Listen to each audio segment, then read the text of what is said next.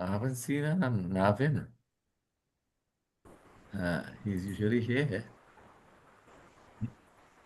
Maybe he's running late. Uh, yeah, hold on. Coming up.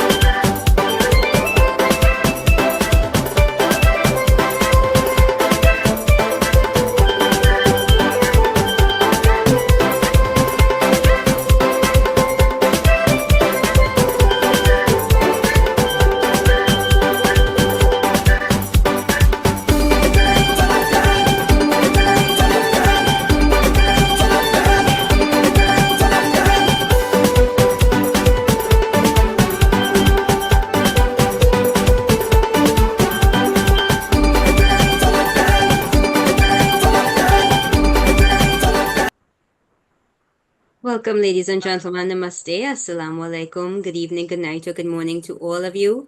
We are so pleased to have people at this meeting from all parts of the world in different time zones. I am Shakira Mohammed of Trinidad and Tobago, a teacher for the past 17 years. And ladies and gentlemen, this is the 281st edition of our ICC Thought Leaders Forum. We wish to sincerely thank all of you who have contributed in whatever way to the success of this ongoing Pan-Indo-Caribbean and Pan-Indian Diaspora Global Project. For 280 unbroken continuous weeks, we have been here every single Sunday. And in the past 5 years, 5 months, and 1 week, we have featured 1,129 presenters from all parts of the world, speaking on 280 topics. Ladies and gentlemen, this is a weekly forum being hosted by the Indo-Caribbean Cultural Center, legally registered research and publishing company operating since 2010.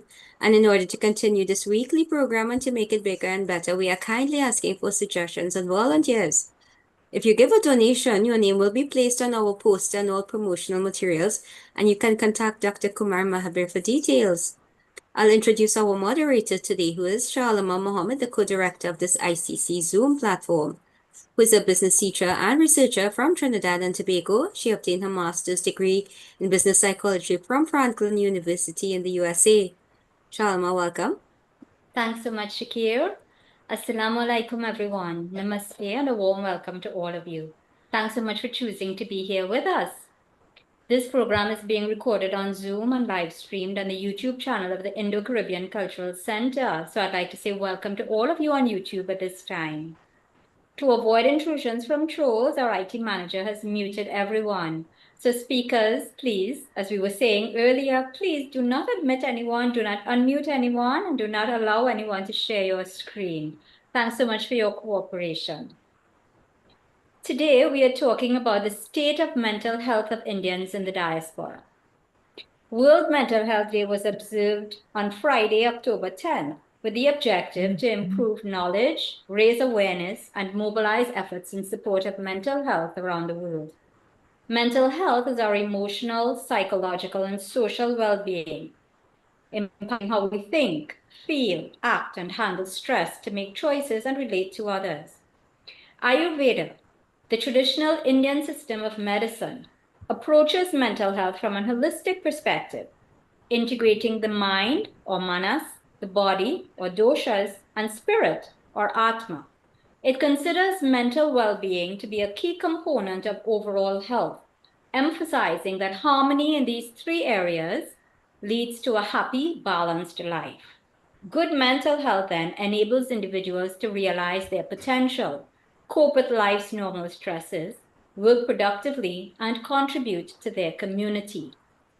So today we are asking, to what extent is the mental health of Indians in the diaspora influenced by cultural expectations, identity struggles, and pressures to succeed in foreign environments? How does social isolation, racism, and the stigma surrounding mental health influence decisions to seek help? And very importantly, from whom are persons of Indian origin seeking help? Let's hear from our speakers today.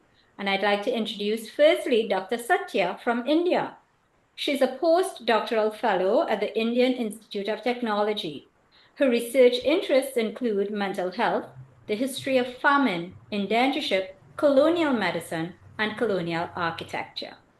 Welcome, Dr. Satya. You can go ahead and present for about 20 minutes. Sure. Thank you very much, Halima. It was very nice. Happy to meet you all after a long time. Wonderful. Okay. So, good morning to everyone. Today I'm going to present paper about the mental health of descendant of Indian indentured laborers, with a special reference to Suriname and Guyana, a need for paradigm shift. So, first of all, I would like to thank Professor Mahabir and Shalima for this wonderful opportunity. And this paper is based on our scoping review. We prepared myself and my mentor, Dr. Sudarshan Arkotai, who is an assistant professor and clinical psychologist in IIT Palakkad. So before I discuss into this topic, I would like to give some disclaimer about it. Is so when I'm discussing about the descendant of Indian indentured laborer, it doesn't mean this being an Indian India we are doing far better in mental health. There are some issues which I am discussing here. There are a lot of similarities still India also facing and India also suffering. But out of our interest in my research is PhD research is about famine. So there are connections are there which made me to be into this, and my mentor also interested in this. Sometimes I used to face some negative vibe from the people. That doesn't matter, but I just want to clear my face out of interest and genuine interest. I'm doing this research. Yeah. So this scoping review, this is an another this method. This we did two scoping review. One is based on Suriname and another one is Guyana. Mostly this scoping review they will do in the medical field. It has its own proper methodology which we followed it. I'm just skipping all this thing due to time concern. If anyone have a doubt, I love to explain you at the end of this session. So there are some inclusion and exclusion we have to fit it. It's like our historiography when we are working in history. So it's for the medical field. And this all some of the article. In the case of Guyana, we got around 1,334 article. Among this, we have scrutinized and we brought to 9. And in the case of Suriname, we got around 7,000 articles. And we through this inclusion and exclusion criteria, we brought to 9. And this is some of the search strategies. So 200 years of colonial rule in India not only exploited the economic exploitations but also humans capitals also exploited, and humans were Indians communities were displaced from their motherlands due to the infamous colonial indentureship. It all started in the year 1833 when the British Parliament abolished the slavery systems, which freed millions of Africans community from the millions of Africans communities from the slaveries, and it created a huge vacuum for the cheap laborers. Then, in the year 1834 on to 1917, more than 1 million Indian indentured laborers were recruited. There are some conditions in back in India acted as a push factors, which including poverty, indebtedness, recurrent famines in colonial India acted as push factors. However, the recruitments were often forced choices, including kidnappings, and recruitment agents largely brought up peoples from the lower strata of the societies and promising them better life in the land. And most of the times they don't know their destiny and how long they are going to do. Even the ship itself, they are witnessing many emotional breakdowns of dying of their own co-passengers. So in these things, we are going to specially focus on Suriname and Guyana cases only. So the conditions about the sugar cane is very miserable, and they were confronted multiple challenges, including the low wages issues, criminal trials, substance abuses, incarceration, gender violence, homicide, diseases. Many indentured laborers lost their lives due Let to me the interrupt you. Don't you have a PowerPoint? You have a PowerPoint, not so? PowerPoint. Can you able to see that? But you're not showing it. Is it? Can you able to see my PowerPoint? Is there any issue? No, we're not seeing it. And please just slow the pace a little bit. I mean, like I have to slow down my speed. Thank you. I didn't get you. Can you please repeat? You want us to show your PowerPoint? Because Yeah, I hope it's appearing. you are not showing. We are not seeing your PowerPoint. You are not seeing. I'm so sorry. For me it's showing. Okay. Maybe I will stop it and I'll do this again.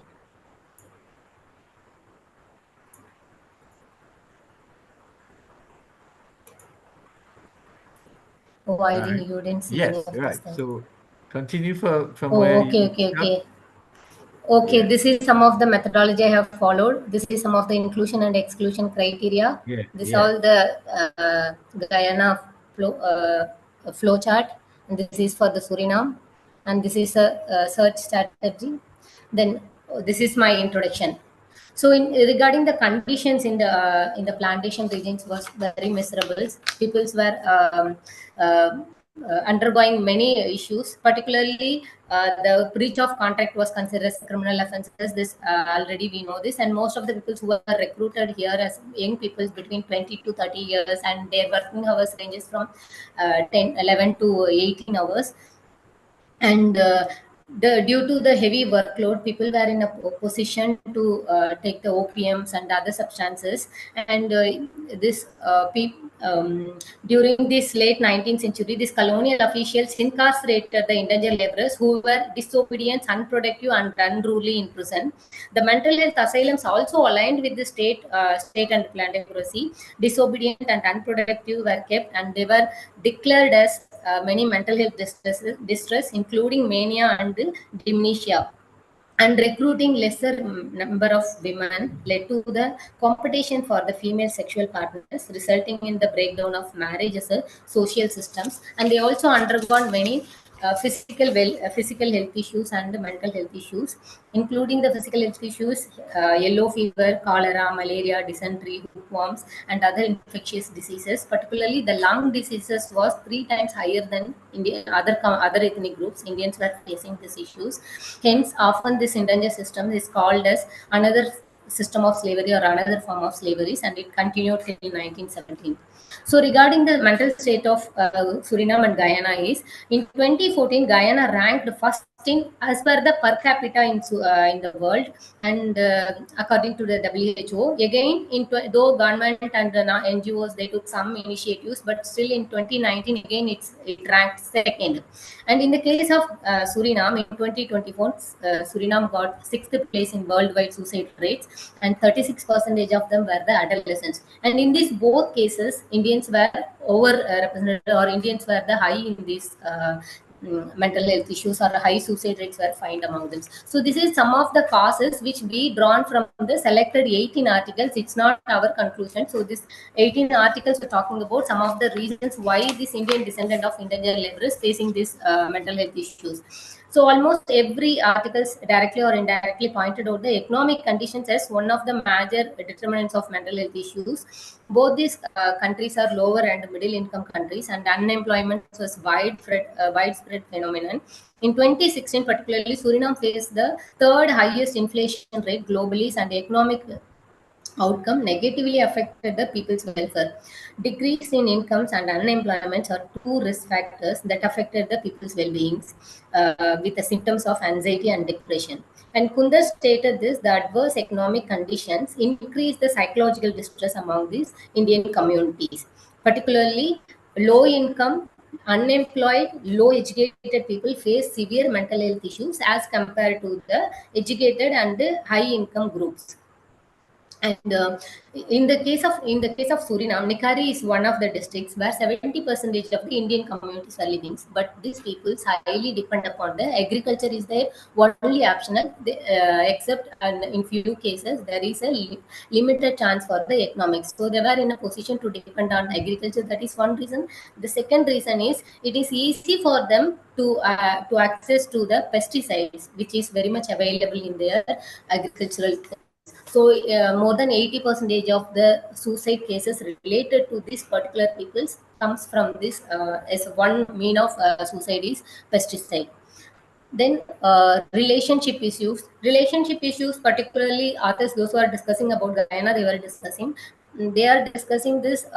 Parents, they are not ready to accept children's independent choice of when it comes to their life partners, and there is also intimate partner relationship, which often also lead to this suicide also, and murder suicide as well as. And there was a family separations, and there are issues of lesbian, gay, and bisexual issues. The sexuality among these suicide hotline which Guyana's police department is functioning, one third of the call they received from issues related to the sexuality complaints. And regarding the socio-cultural things, the very rigid norms and rules and regulations in the societies, particularly children unable to communicate their problems with their parents, so they are lagging for the social support system. So that's why the high rates of suicide found among the adolescent communities as compared to the other communities in the society. And discriminatory gender norms. In the case of male, men were expected to take care of their economically to support their families. In the case of women's purity of their bodies were high concern. So women were not in a position. They were expected to fulfill all the societal norms. So when they are unable to do this or breaking, they were in a position to attempt suicide. In the case of male, they couldn't express their problems. So suicidal ideations was high among the women, but suicide attempting, like completing or the fatality, was high among the male. So these issues was there. Other than this unrecognized and undiagnosed mental health issues, another important reasons, because in some cases when the family members and friends, they couldn't find their loved ones, why they attempted suicide without any clues. And some in some cases there are some physical diseases like diabetics and other issues, like chronic disease was reasons, though they were taking medicines, but they didn't achieve the expectation results, so they often going for this suicide attempt. And another one is sometimes the self-harm or psychosis they are findings, but these family members or friends, they are connected with the evil spirit, they didn't reach the hospital on time. That is the reason. Then legal issue, something very related to both Guyana and Suriname. Guyana recently they decriminalized. Suriname, I think, so for my knowledge, concern still it's considered as criminal offenses. Regarding this intergenerational drama, only one paper we got, that is written by Miss Aja. She is the second generation descendant of Indian indentured laborers. Her articles is based on the poetic and drawing formally. So, according to her, intergenerational trauma is deeply rooted pain that passes from one generation to another generation, often impacting the well-being of the family members, including children. Even though she has the privilege of holding the birth certificate from the America, the lasting impact of internships in the families is evident. Her father's lingering sense of vigilance and defensiveness. Then there are some barriers. Other than this, there are some barriers also people are facing, which including stigma, judgmental, mocking. In the case of Suriname, the psychiatric hospital itself called as mad. So the people, those who are entering into this hospital, any of these mental health issues, they were also, even this entering itself issue for them. So, and other than this, these are some of the reasons we found it. Now it is a discussion portion. Being an historian by professions, I have just we found some causes for the historical reasons why they are facing. So in this article, in the research articles, 18 selected articles, they are saying there are many reasons for cultural things, acculturation issues, or these families are not ready to mingle with other ethnic groups. But there are many valid reasons why they are doing, means as compared to the other other ethnic communities. From the day one, Indian communities were closed groups. Unlike, for example, African group, after slavery, they had a position to mingle with other groups, but in the case of Indians, they are unable to mingle with other groups, and they had more than a century. They had their own settled groups, settled lifestyles, which make them to continue in other years also. So this historical understanding why it is important. Now I'm not coming here whether it's right or not, but the historical understanding will help us to understand the mental health issue, to look at the mental health issues at presently they are following. Particularly, Hali and Gowden pointed out that the colonial rule in Guyana left the people economically unstable, racially polarized, and physically and mentally traumatized, which continues to shape present-day conditions. As a result, violence and trauma continuously impact the mental health of Indo-Guyanese populations even today.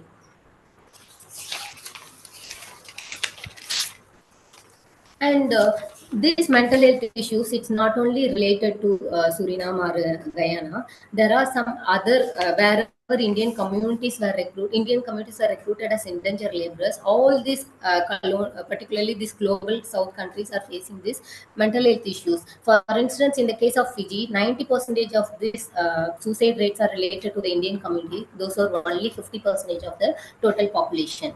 And in the case of Trinidad and Tobago, the historical impact of this racial things, like in some of these endangered countries, whenever these other racial groups comes as a political power, there is always they face some of these economic threatenings or political violations. Lot of issues are they facing, which this article I think need to be talk about it, or in the future article need to be talking about. None of these articles are ready to talk about what of the ethnic problem they are facing, what are the economically in-depth problem they are facing, politically how they are affecting as a minorities or displaced communities, something like need to be addressed. So, and this problems, this displaced communities problem, not only related to the descendant of Indian endangered laborers, but similar to Indian descendant, many displaced marginalized communities across the globe are witnessing severe mental health crisis due to the discriminatory structure. For instance, Rohingyas, a minority ethnic population from Myanmar, experienced prolonged exposure to conflict and prosecutions and were displaced in many countries, primarily in Bangladesh. They have undergone a series of mental health crises, including depression, anxiety, post-traumatic stress disorders, and suicidal ideations. Decades of war and its related violence, such as displacement, rape, torture, brutal killings, sexual violence, unpredictable shellings, and loss of loved ones, lead to the depression, post-traumatic stress disorders, and numbing among the Sri Lankan Tamil refugees. In the case of Afghan returnees, the United Nations expressed concern about the human rights violations. Girls and women struggle to access the education institutions and the public spaces. Restrictions on the employment opportunities and curtailment of the free movements made them vulnerable to more mental health issues like depression.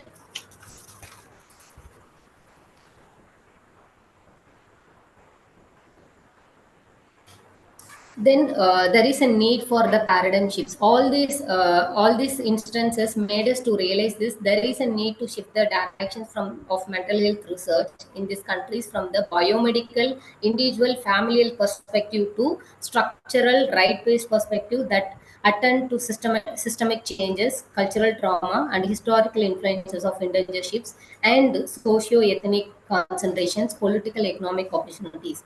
Kotek, when he's discussing about the suicide rates in India, remind us that mainstream mental health research and practice views suicide predominantly as a individual issues, comfortably erasing the traumatic lived experiences that structurally faced. And Jaswant Puster, another psychiatrist, found that suicidal ideations among the women immigrants from the conflicted regions of Indian subcontinents in Canada was not just about the familial issues, but reflected collective trauma, intergenerational memories, and historical legacies. Maharaja Ramdayal, writing in the context of mental health of Trinidad and evidence that the effect of the historical experience of endangered ships in second and third generation descendant.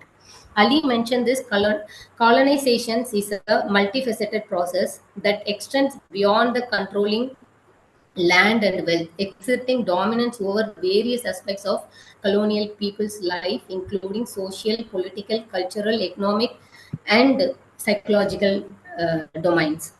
So this paper have some limitations. So since none of these articles what we have located is directly talking about the descendant of mental health of descendant of Indian endangered laborers, so we were in a position to locate this descendant of Indian endangered laborers along with other ethnic groups. So wherever they are talking about something about Indian community, that only we have done. That is one limitation about this paper.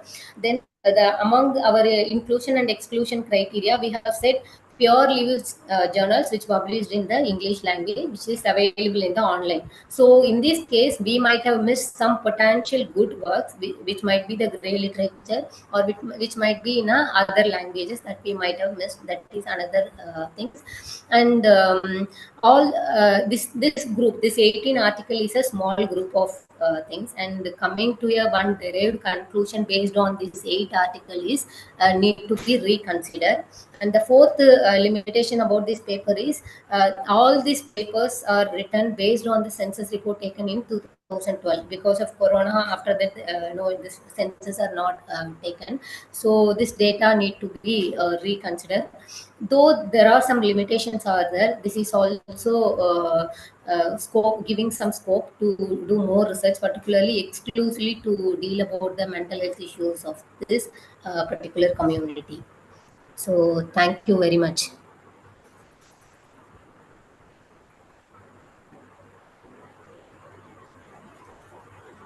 Hello. Thank you for a very informative presentation, Dr. Satya. At this point in time, I want to open the floor to any questions or comments from members of the audience. Baba, it looks like you want to say something.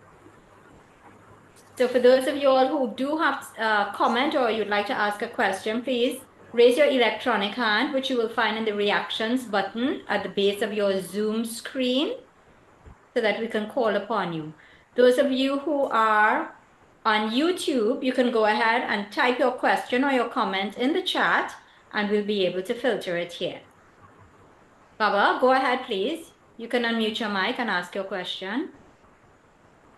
Thank you very much, and good morning, everyone, because we are in Delhi, and it is the morning. I want to ask my dear colleague Secretary, you was in Suriname? No, sir. I went to South Africa, but Suriname and Guyana, we are trying to collect the archival material from the archives. Okay, but you didn't visit the Psychic Center in Suriname? You was not in No, Suriname? sir.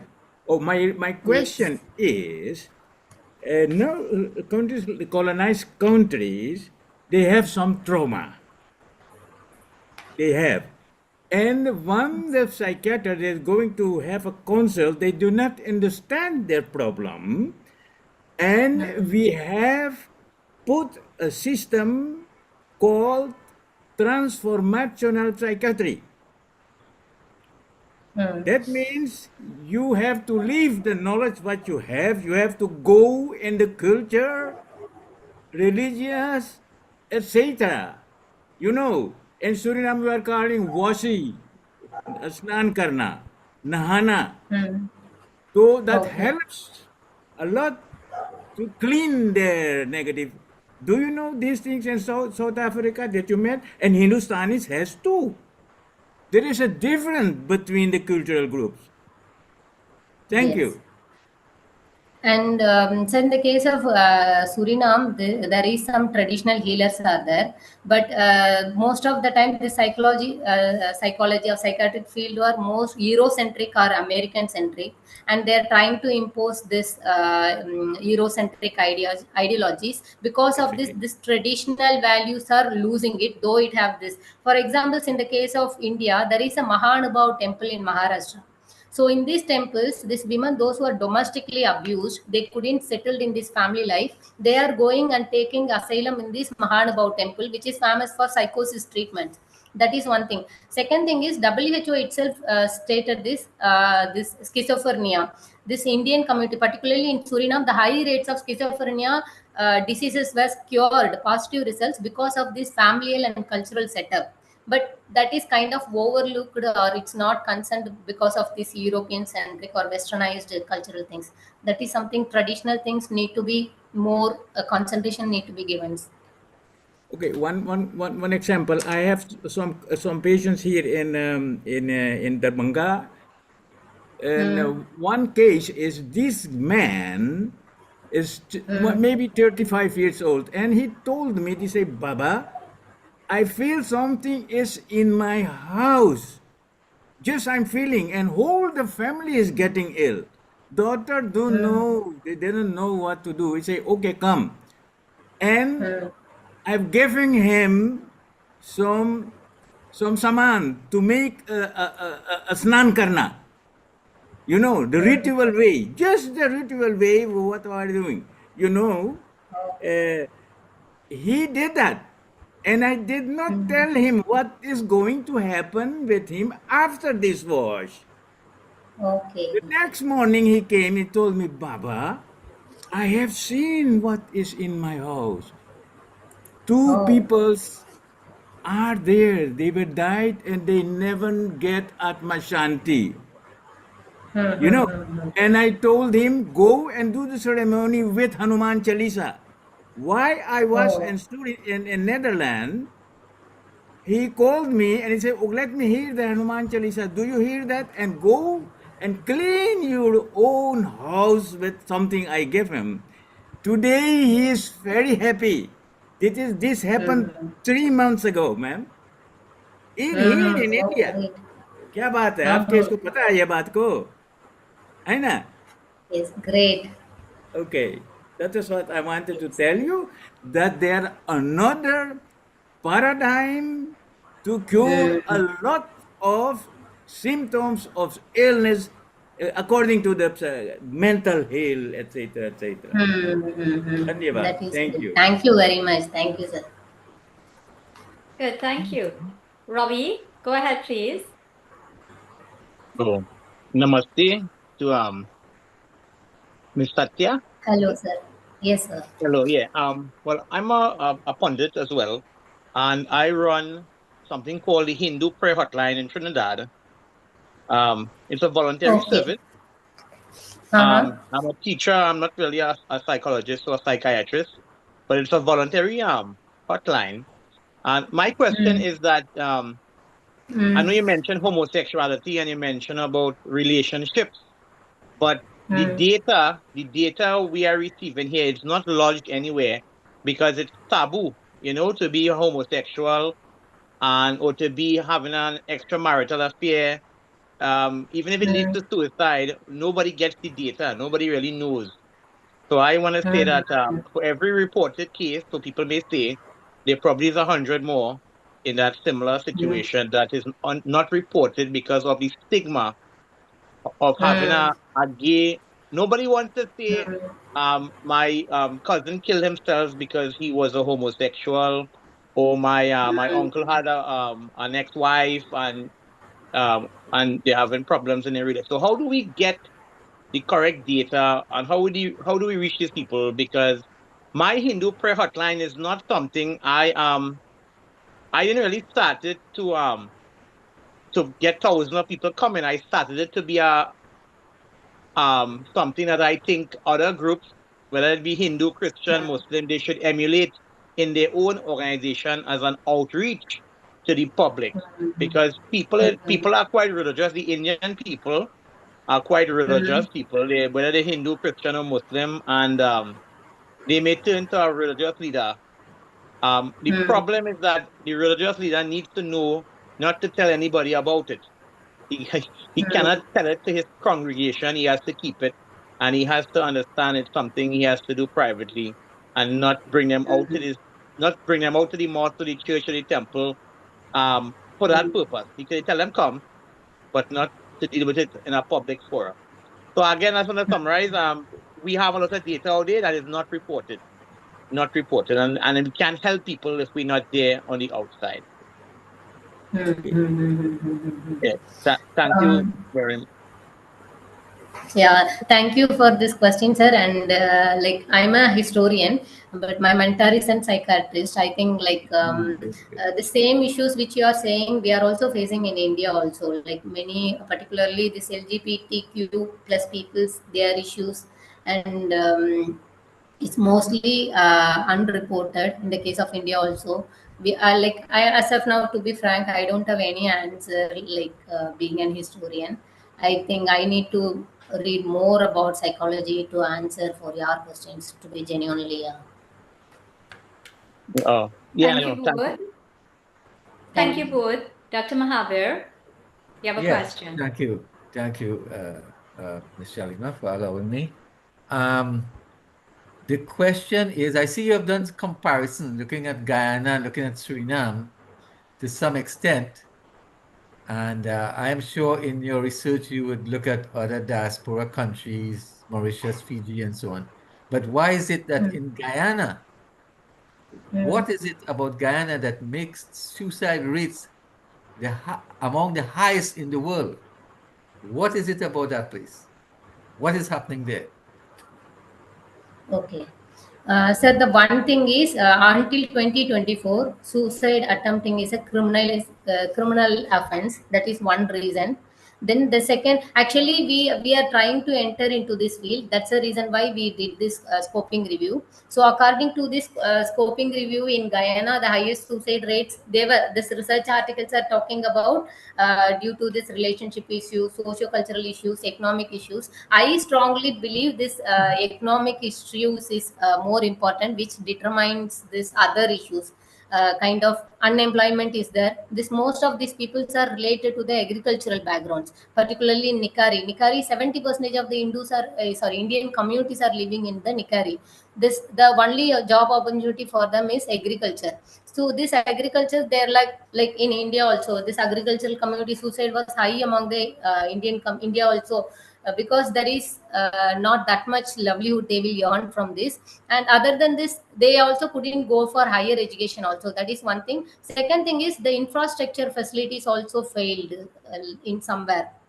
There is no sorry, in the this Nikari is in the case of Suriname, but in the case of Guyana, they were like, so far these articles mainly focus on individual perspective or family perspectives, but it need to change their direction towards the economic perspectives. Why this economically they are also due to this income they couldn't earn. Their all their jobs, most like some people are economically high in positions, they are holding some business and all, but most of the peoples, they were holding some very meager positions. So this economic related policy oriented or displaced communities or minority communities, they are not minority also, but still they are under this cultural relation issues and other things they are facing.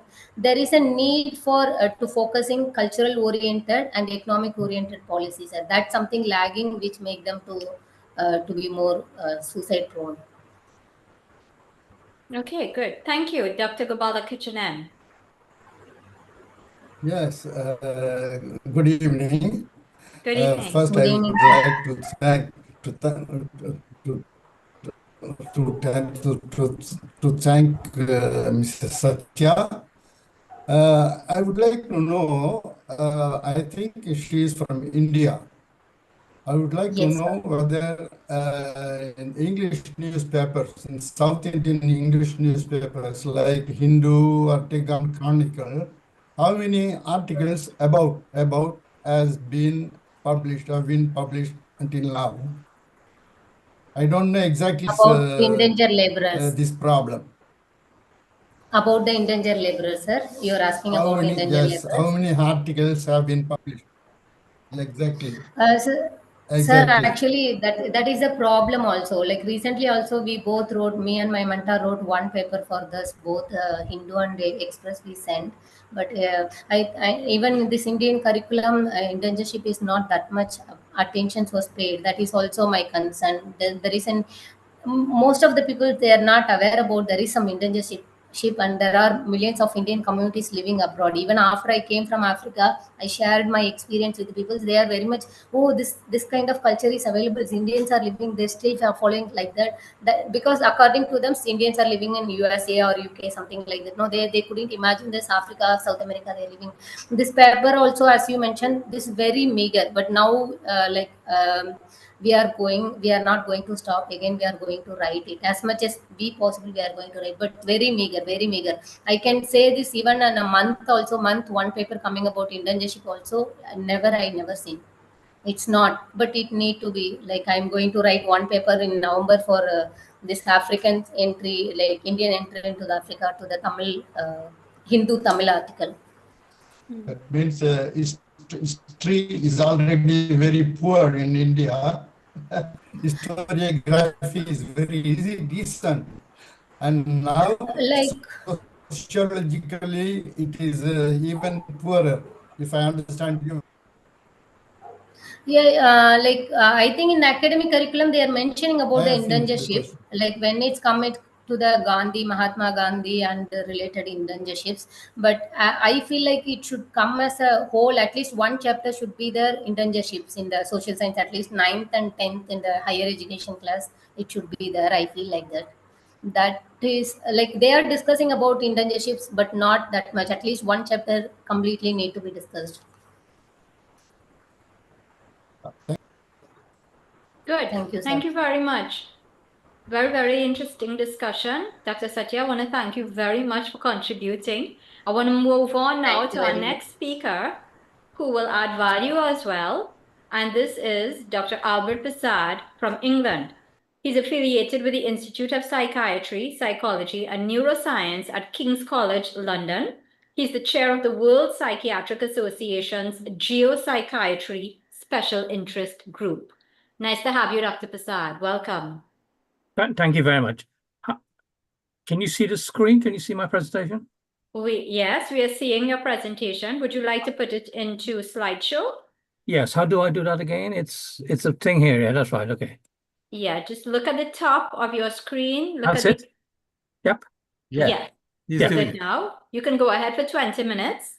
Okay. Thank you. Thank you very much. I think I want to say this invitation been in the pipeline for a long time, so I'm very grateful for your kind invitation to come and speak.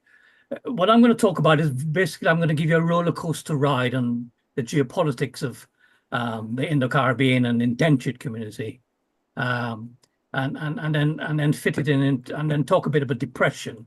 So I'm not going to go into studies. I'm going to talk about a condition and then a report that was launched day before yesterday from in the UK. Okay, I just want to remind all of us that we belong to a civilization going back centuries and cited in the Ramayana and Mahabharata. A family history could be called depression. There were symptoms of grief, withdrawal, lack of energy, loss of concentration. And again, around the 6th century, illness-related to the influence of gods and demons was also described.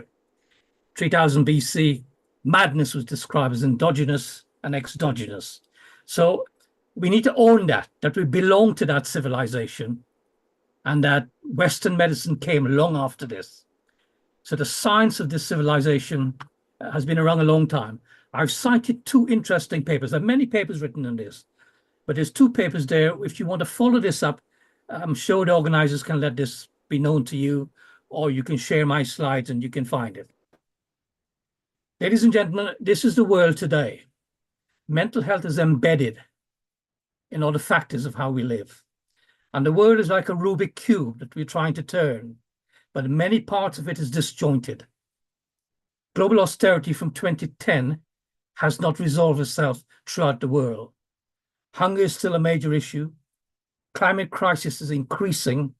Conflict, as we know, well known.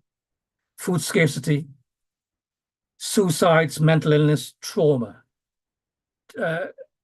In relation to trauma, I was really impressed and taken aback by last week's presentation when colleagues presented on trauma of indentedness and the travel.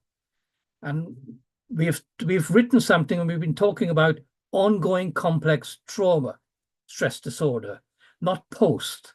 Because for many parts of the world, and I do believe it's something we need to explore amongst ourselves, is that trauma is ongoing. It's never post, it's never gone. And that's an area we will do more work. So I'll talk a bit about depression and suicide, but just to point out that the world is trying to shift in various places. And politically, we can see the chaos that's going on, whether it's Gaza or America or the Caribbean or wherever, there is a bit of instability. Now, mental health and mental illness, as my colleague talked before, are not polar opposite. They're not opposite. There are many definitions around it. WHO definition is well cited. But we prefer to use this definition that is a springboard of thinking, communication skill, building self-esteem, and our interpersonal relationship and how we contribute to our community. So it's what we do, how we live our lives. And so it's not a definition that we have to fix ourselves and try and understand what it means and behave in that way. This is a definition how the majority of the world lives. However, mental illness is slightly different because it has layers of complexities. It arises from complex factors such as brain chemistry and gene changes, psychological experience around stress, abuse, environmental factors, including issues like conflict and climate change. And climate change, we're seeing an emergence of a level of anxiety, particularly amongst the young, now referred to as eco-anxiety and eco-trauma. It's rarely a single cause. Most of us see conditions like what we call common mental disorder. There are depression, there are anxiety, post-traumatic stress disorder, may arrive out of a car accident or something like that, and eco-anxiety. That's emerging because of the climate issue and other factors, earthquakes, heat, flooding, and things like that. The much more serious parts of the spectrum is when we begin to speak about schizophrenia, bipolar disorder, and the much more complex OCD types of behavior and personality disorder. The WHO reckons that 1 in 4 people in the world will have or know someone with a mental disorder. So those figures are startling. However, this is what's put out recently. 1 in 7 people globally live with a mental disorder. 71% have a psychosis, and budgets are scarce. Budget varies from country to country. We refer to low and middle income countries. That is the country, Guyana, Trinidad, India, and everyone else on this podcast today, are countries that has 80% of the global mental illness sits in those middle income countries. But those low middle income countries also hold 80% of the world population. And the spend on mental health varies from 25 cents, US cents, to about $65 in richer countries. So there's a big expansive difference between what is spent on mental health. And we can speak as much as we like about what type of service we want and how it should look. Mental health services, mental health conditions is not a flat earth policy. It's not equal across the world. There are great variations. Throughout the world, approximately 1 billion people, 30% of the global population, has a mental disorder. The global population today is 9 billion people. By the end of the century, it would rise to about 11 billion. But it's not a unified rising. It's rising in some countries, but fertility rate is dropping off in other countries. For example, the Caribbean fertility rate is dropping off. However, in countries like Nigeria and America, and some places in India, fertility rate is increasing. But overall, there's a discrepancy of changes. 40% of adolescents have a mental disorder. 50% of those begin at the age of 14. Anxiety, depression, and attention deficit being the most prevalent common. Now, the COVID pandemic has created chaos among the healthcare system. And what we know as a fact is that depression in women and adolescents and anxiety has increased during the COVID pandemic and continue to do so thereafter. The COVID pandemic has also created another set of conditions called long COVID that is affecting many people in the physical arena of lung problems and respiratory problems. 720,000 people die of suicide every year. Is a third leading cause of death amongst the 15 and 29-year-old. The leading causes tend to be road traffic accidents and other type of violence. Global suicides in low and middle income countries, the countries we come from, shows the highest rate. And we mentioned India, we mentioned Guyana, we mentioned other countries. There's no shortage of papers saying where high suicide rates are. The thing that makes me cross is this constant regurgitation of papers that stigmatize countries to say that they have a high suicide rate, as though that is sensational. I'm more interested in what are we going to do to improve people's lives, treat their depression, and reduce suicide. There's nothing smart saying that Guyana's got a high suicide rate. I know that. But the question is, what am I going to do? I hope I can tell you a bit later. So the bottom bit there, suicides are a concern for all of us, amongst our communities and where else. The estimated number of people who suffer from depression in India is about 56 million. India is the largest country in the world. In 2023, November, it surpassed China. Suicide occurs in low middle income countries, and you mentioned Guyana, you mentioned India, so is Trinidad, and so is Mauritius and Fiji. Now, the question was asked earlier as to what can be contributing to the high suicide rate. There are many factors, and people like me believe that suicide is fairly common amongst the Hindu communities compared to other communities. And some may even say that is our belief system of reincarnation to believe that if life is so miserable now, is life better in another place? And I hear patients and hear other people say that. And that's a discussion we need to have. We cannot taboo it and not talk about it. Now, I highlight Trinidad there because my understanding is, as I checked today, is that Trinidad is still one of the countries where suicide has not been decriminalized. It is still a criminal offense. So families can be prosecuted. And by definition, what I'm saying there, if you try to kill yourself by suicide, and I don't want to be oversensitive and say, and you're not successful, you are likely to be prosecuted. And there are other countries, there were 25 countries who was like that. Afghanistan, Jordan, Kenya, Maldives, Nigeria, Saudi Arabia, and places like that. Now, some of the countries are not related to Indians, but some of the countries are in the Commonwealth. And I do believe the Commonwealth should do a bit more in addressing this issue, particularly around Kenya and Nigeria and places like that, and St. Lucia in the Caribbean. Depression costs the global economy $1 trillion a year. If you're depressed, you're not working, you can't provide for your family, can't pay your bills, it has a major economic cost, not just an emotional pain cost. Less than 10% people with a depression receive adequate care. In other words, 90% receive little or no care. Now, if you decriminalize suicide legislation, your country doesn't change, the people doesn't change overnight. The government has to run public health campaigns and have to fund professional groups, fund the NGO sector, fund the churches, the Sagam, the Gurdwaras, so they can run public health campaigns to enlighten and educate the public to say it is okay to seek help. It is okay to feel bad. It's okay to feel low, and it's okay to feel as though you want to kill yourself, but there is help.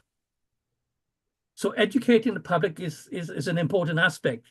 And we can jump around and say that Guyana has decriminalized suicide in 2022. There's still a lot of work they're doing to educate the community to say it is okay to have these feelings, but we will help you.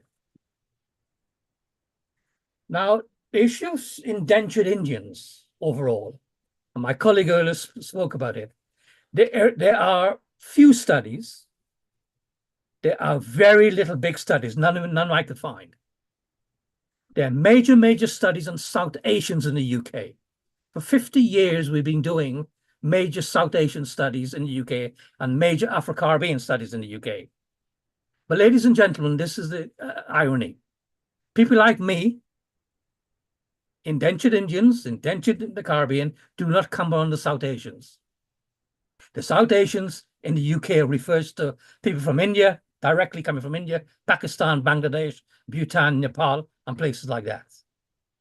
So for many of us in the census, they do the census every 10 years, we've had to tick a box that says other, because we can't say we're from India. There was no category for the Caribbean. It's only recently they added Afro-Caribbean. They haven't added Indo-Caribbean to the census as yet, but we're working towards that. But what we do know is that from small studies is that conditions like depression amongst Indo-Caribbean communities is similar to those of the South Asians or slightly higher. Overall, it's higher than the indigenous white population. And there are many reasons why it's higher, because people don't seek help.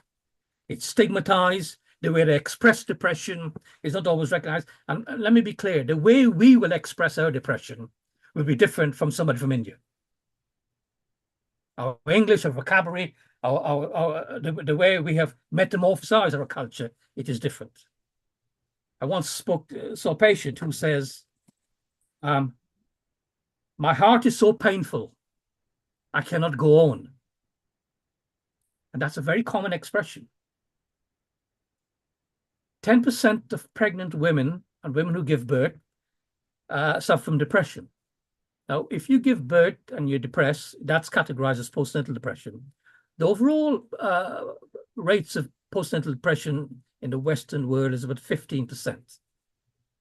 In the UK, it's about 16% among Asian women, particularly Indians. There are about 2 million Indians in the UK. There's much fewer than of us in the Caribbean community. One of my studies, I found 22%, but there's a warning. That's a very small number in my study, and that's basically Bangladeshi women. But there are many reasons for that cultural explanation, in the sense that there are still issues if the first baby is a girl rather than a boy, and the value that means in some culture. Now, you're familiar with this, and we have books we have to go by to categorize this. The symptoms of depression are very common. They don't all happen at the same time, but some of the most common features is around social withdrawal, irritability, neglect, sadness. In other words, it's a miserable feeling. And these are some of the features. This is from a study where we rank whether male or females have more aches or pains or sadness, but I've removed that because this relates to an Arab study. Ways in which cultures express and experience differs. People use metaphors, but one of the most common features amongst our community and the South Asian community is they express mental pain in terms of somatization. And by that, I mean, people will express their pain, their mental pain through things like, oh, I have a back pain. I have a neck pain. My neck hurts. My head hurts all day. Right? We need to be conscious of that if you're saying your head hurts all day, it doesn't mean you've got a blood clot that's causing the pain. It means that is how the person is expressing it. And all cultures tend to express emotional pain through the heart. When you go home and you meet your partner, you say, I love you from my heart. You never say, I love you from the kidney. That's an emotional expression. So the heart features in all community. And sometimes people's expression do not match the criteria to which we seek to make a diagnosis. And so we have to spend time, and that's where cultural appropriateness and cultural literacy and a relevance comes into it. We need to understand what does expression means to people. The other point why people don't come to services, particularly in the UK, is that they're not welcoming. You arrive at it, it's not welcoming. You don't see the faces that looks like you. And the other point is, people speak and you speak and people don't understand, or you feel they don't understand what you're saying. And we got an example that was given earlier. I was called to see someone who was talking about obia. And obia was being described as some sort of psychiatric features or symptom. It wasn't. It was just, as those who are from Ghana know, it's a common expression. So in conclusion, to do with depression, it is universal, but words differ. The meaning and symptoms are also different. It expresses differently. Somatization versus mental explanation. An explanation different. And the management strategy needs to be appropriate. You cannot use one strategy. And even amongst our indentured Indian community, what you might do in terms of a strategy in Fiji will be different from Trinidad. What you may do in Mauritius will be different from Guyana. Because one thing for sure, Mauritius, they speak French as well. We speak English and a bit of Patois and Hindi and things like that. So it's different. Our cultures metamorphosize differently. Treatment, psychological treatment is available, coping, relating. But the last line is very important. Incorporating, and someone spoke about it earlier, incorporating elements of cultural traditions such as yoga, meditation, all help well-being and support mental health. Because of the complexities we're living in our lives, we need things to make us feel good. These are not necessarily treatment as such. These are things that makes us feel good. I want to move on because I'm conscious of the time to this report that I commissioned and has been launched on Friday. If you look on the right, there's a slide on the 10th of October. This was launched in London as a major film festival. And this is a report to explore what is going on in the UK amongst our communities. And it's available. I've sent it to the organizers and you can see it, or you can download it off the CAREF website. CAREF is one of the organizations that has done miraculous work in understanding mental health among the South Asians and now doing with our communities. Worryingly, the Indo-Caribbean community in the UK often get ignored because we're subsumed into the South Asians. Not only that, we get caught up in this trap of, if you're from the Caribbean, you don't look from the Caribbean, you look Indian. How can you say you're from the Caribbean? You're not black.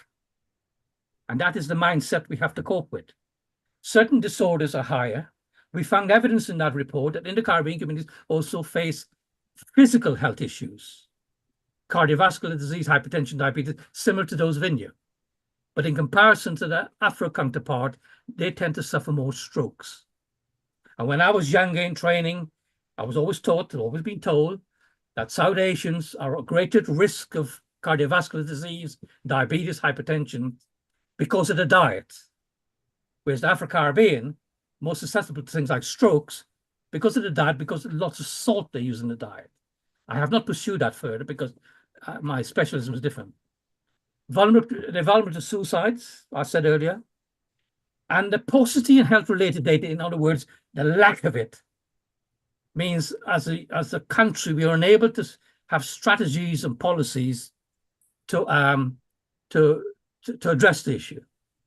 40 years of South Asian research and Afro-Caribbean research, particularly around schizophrenia, has created a state of paralysis. What this report stops short of saying is that we need to maybe spend less on research on the South Asians and Afro-Caribbean and more on the Indo-Caribbeans and the indentured groups and other minoritized group. Recommendations: collect the data, make the service appropriate, address structural barriers, and conduct studies that focus on our community rather than grouping all of us together. And even if we do studies on our community, don't make it a homogeneous community. We have to understand the Trinidad aspect, the Guyanese aspect. We don't have many Surinamers, but we have from Mauritius, we have from Fiji and other countries. Or else we're going to be pooled together as one group and treated as one group. I'm conscious of my time, sorry. The challenge we have as an endangered community, there is an aging population. Life expectancies improve. So there's more old people in the Indo-Caribbean community, even in Trinidad, Guyana, St. Lucia, Barbados, Jamaica. They're living longer. Suicides we have to tackle and we have to address. And we're doing some work with Professor Sharma, who's a psychiatrist from Guyana, working there. Gender-based violence needs to be addressed along with drugs and alcohol because all three are linked in some places. Mental health education is important with employers, in schools, because someone asked the question, well, how do you change the narrative? Well, you need politicians to stand up and say, well, I'm gay and I'm depressed. And so people will understand that. But you also need to educate a new cohort of young people to understand what's going on in the world and beware of homogeneity, as I mentioned before. The history of the Indo-Caribbean people is an example of how geopolitics affect people's lives through colonization. That's what I mean. Migratory histories, countries' residents. We will pursue our indentured Indian study and do a much bigger scoping that includes USA, the Caribbean and others, and be bigger. We're looking at the potential of a one-day conference in Guyana, and more will be on the Institute of Geopsychiatry website if you're interested in that. Putting together some educational training. The NGO sector is important because from what I know, in many countries, the NGO sector carries the burden of trying to help people. We have to work with them, include them in the strategy, civil society, and sports. I just want to say one thing with sports. Cricket as a sport has one of the highest rates of suicide amongst sport people. And it's not just about Indo-Caribbean, it's cricketers as a whole across the globe. We have to consider spirituality and religion into this. There must be political will. Politicians need to stand up and say, I will lead this, I will take charge, then change will come. And in terms of workforce, don't bring people from other countries to tell you what to do. Train your own. They have the ground knowledge. They have the capacity. They have the know-how. That's the report. You can find there's much more inside, but my time doesn't allow me. I just want to leave you quickly with a quote from Lisa Rampasod. She's from Trinidad. She echoes the same thing I've just said, in that you cannot say you're from the Caribbean because people say you're not black. You look Indian. That's a chapter in a book on social justice that she's written. Lisa is from Trinidad. Her mother is from Guyana. Lisa's training in the UK to be a surgeon. So they go by Miss. So, you know, she will come back to Trinidad and practice surgery. This is Paul. I want to thank you there.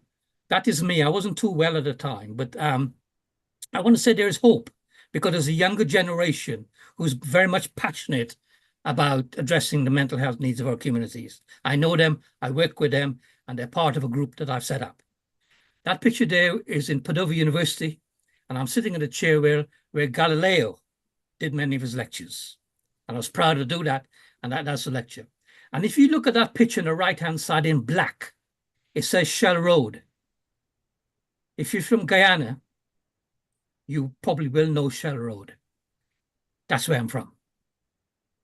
71 years ago today, I was born there. Thank you.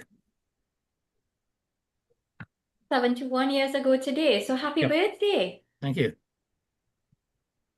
We didn't know. I wish we did. And congratulations to you. I wanna can leave. thank I can you. leave now. Yes, I get embarrassed with that. So thank you very much for another very, very informative presentation.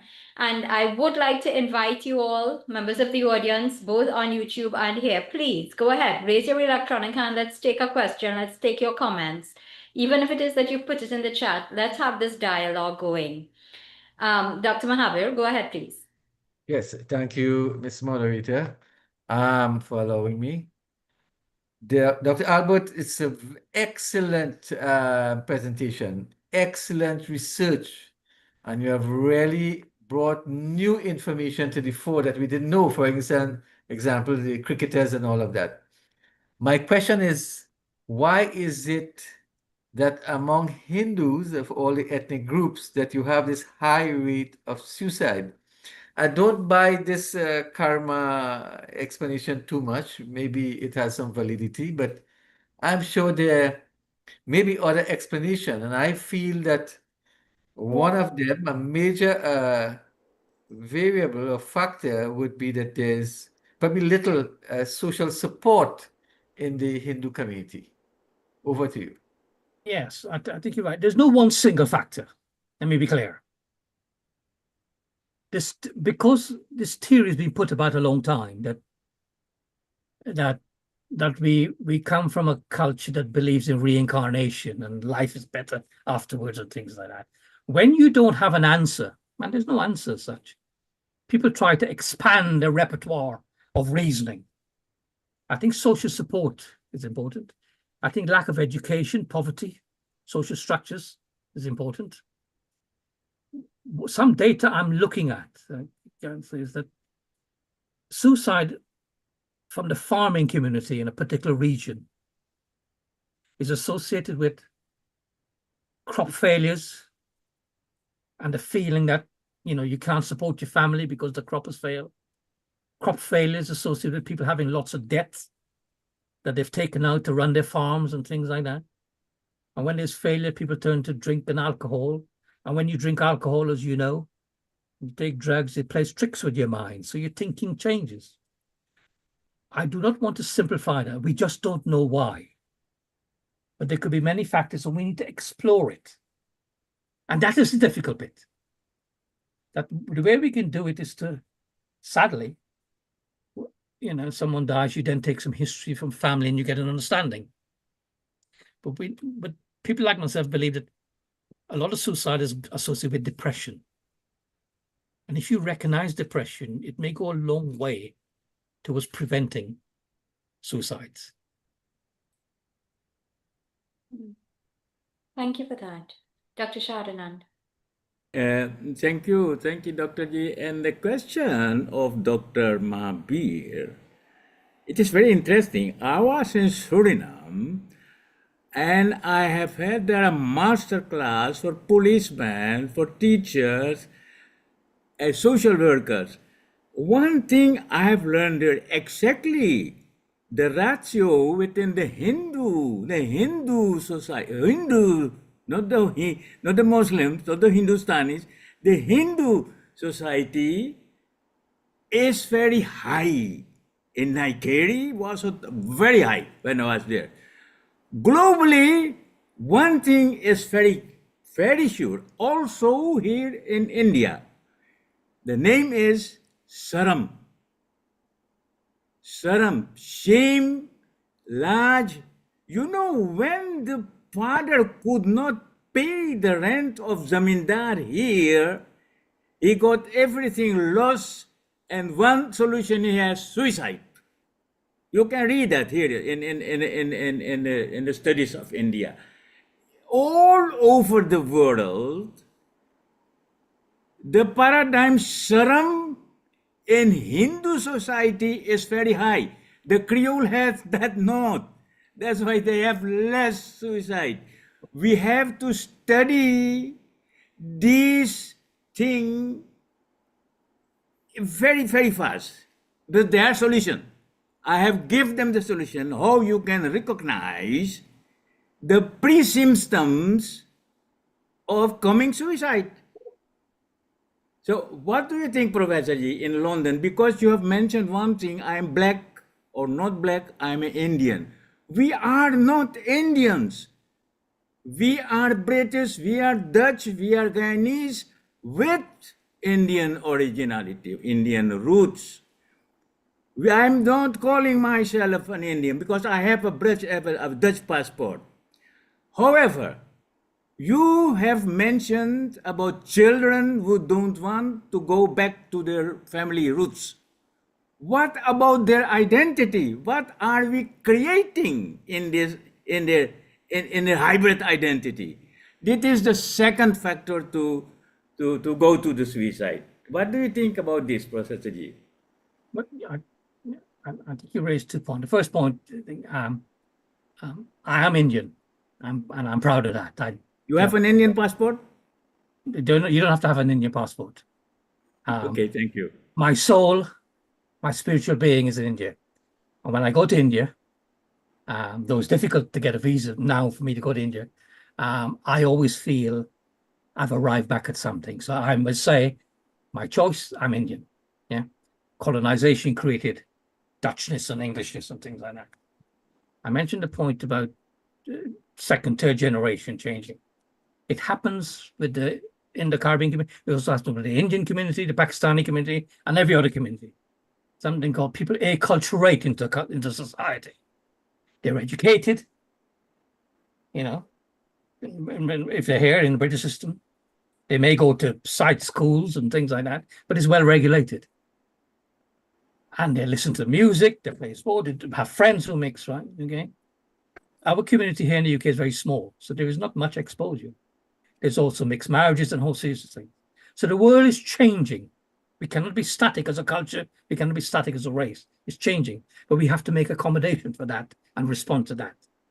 And we as grown-ups need to respond to that rather than say, and that's the approach. I just want to make a point that you said about India. One of the biggest issues around suicide in India, as a report published yesterday in Delhi, is around university students.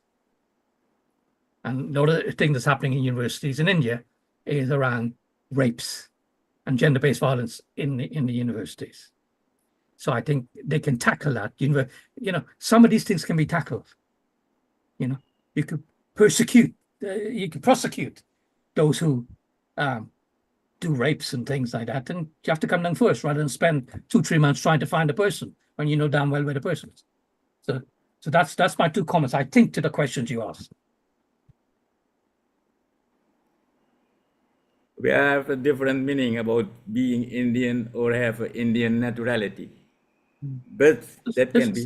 In the UK, there's a lot of preoccupation with partition. Yes. And South Asians celebrate partition. And you, sir, being in India, you'll experience partition.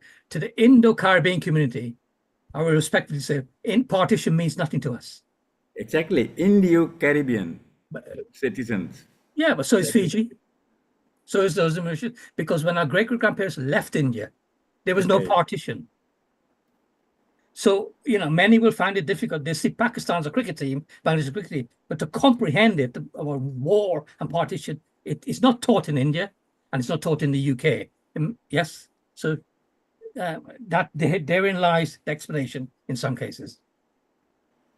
Very good issue for academic debate. Yeah, we'll do that. Thank you for that. Dr. Prasad, Mr. Krishna Padiachi raises one question. Is the obia in Guyana different from that in West Africa? I honestly cannot say I know the answer to that. I know what happens in Guyana is a mixture of what the Africans have done and what the Indians then pick up and do. So it's a Guyanese version of it. I don't know what happens. Are there any studies about obeah in Guyana? No, there are writings, but no studies as to, as I know of the meanings and this sort of. I know it because I heard of it and I left many years ago and you understood it and things like that. And I mean, a lot of that I would describe as folklore, practicing that folklore and the meaning of that. Yeah, sometimes I go to New York, go to my family, and you enter the house walking backwards to make sure nothing follows you in. That's traditionally go on. I understand. We don't do it in the UK. Yeah, so it changes, but I don't know the obeah because I don't know if there's any comparison. There may be historians have done it, not psychiatry. Right. Thank you, Dr. Mahabir. Yes, there are books and studies on obeah in Trinidad. I'm not sure about Guyana, but essentially they are the same. They may have different forms, different methods, different rituals. For instance, and they're all symbolic. For instance, if you want to get 2% in Discord, you write their names on 2 pieces of paper and you put it in you cut a lime in half and you put it inside the lime. That bitterness, you understand? So it's essentially the same. They use different mechanisms. Yeah. And it happens here amongst the South Asian. When I say to people, I want to go to New York, to my family, they have a jandi. Yes. And they stare at you and think, well, what are you talking about? And then you have to say it's a puja. We call it jandi. Yeah. Yeah. And you say to people, well, I had my janeo done when I was a little boy, because parents are worried when you get older, you're not going to do it. And some stare at you and then they call it something else. So, the language amongst ourselves have changed, expressions. Interesting. Thank you very much for that. Let's bring our third speaker now to add again to the conversation. And this is Dr. Miranda Debra of the USA. She's a licensed clinical psychotherapist based in New York City. She provides culturally congruent mental health care and healing for individuals of all ages within the Indo-Caribbean diaspora. Welcome, Dr. Miranda. You can go ahead again, 20 minutes. Thank you so much, everyone, for being here this afternoon, evening, morning, wherever you are. Just a quick correction, I am not a doctor yet, aspirational for one day in the future, but I am a licensed social worker and therapist based in New York, originating from Guyana. Very proud Guyanese immigrant with strong ties there. And the work that I do as a therapist, takes a lot of information from the clients that I work with. And I'm happy to present today on a topic that I'm very, very passionate about concerning intergenerational trauma. And I know that the previous presenters, from whom I've learned so much already, have touched on the reality of intergenerational trauma. And I'm happy to dive into that a little bit more today. Can everyone see my screen? Do you see it? Yes. Okay, wonderful.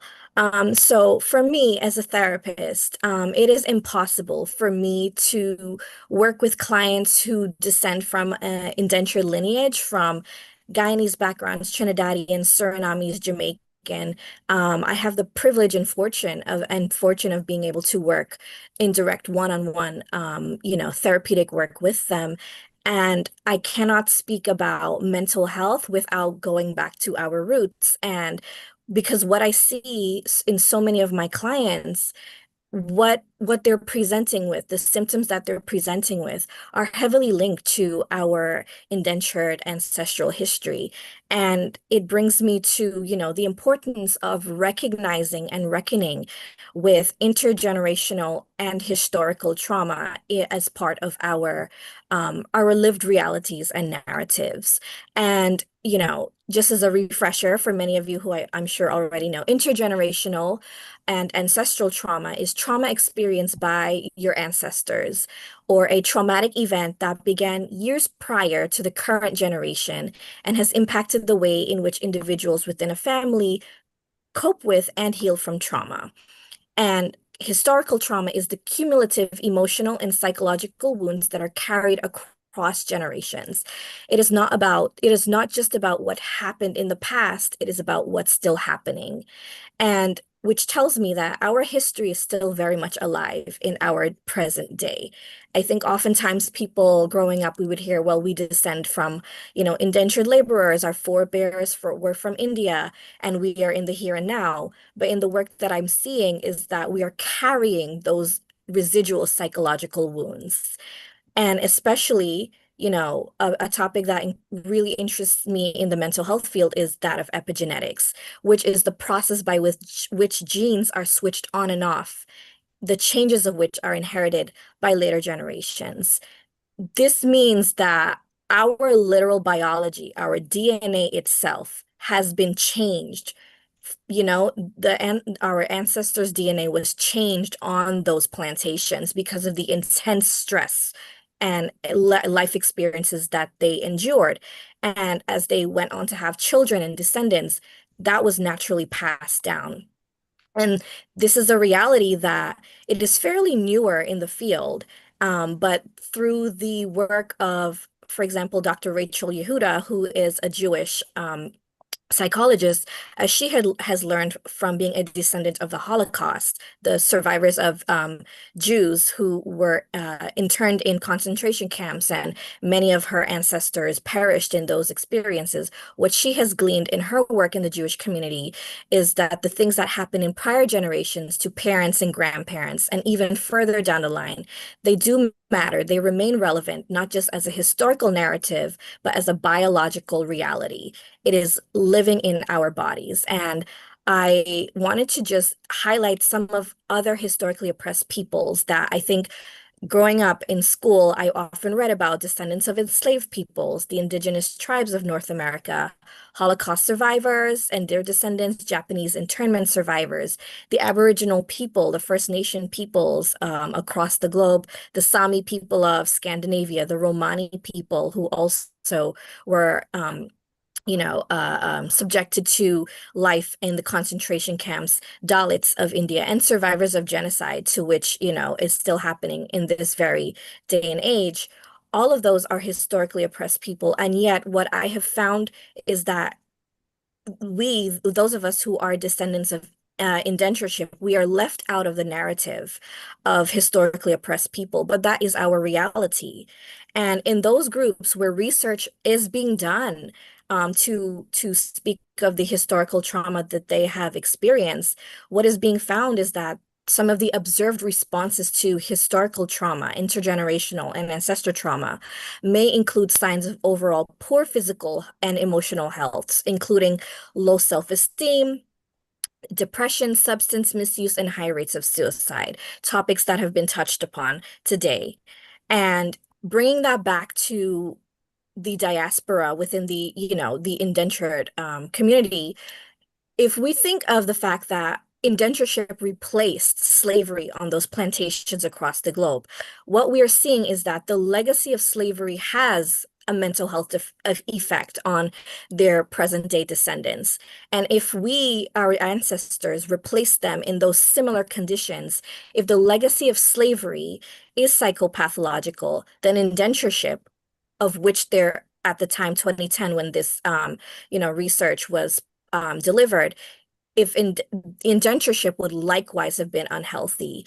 It is telling us that there are ramifications that still live with us in our present day. And when we think about what our ancestors lived through, you know, famine in South Asia and being kidnapped, forced displacement and migration, plantation labors, the separation of families, that all changed their genetic makeup.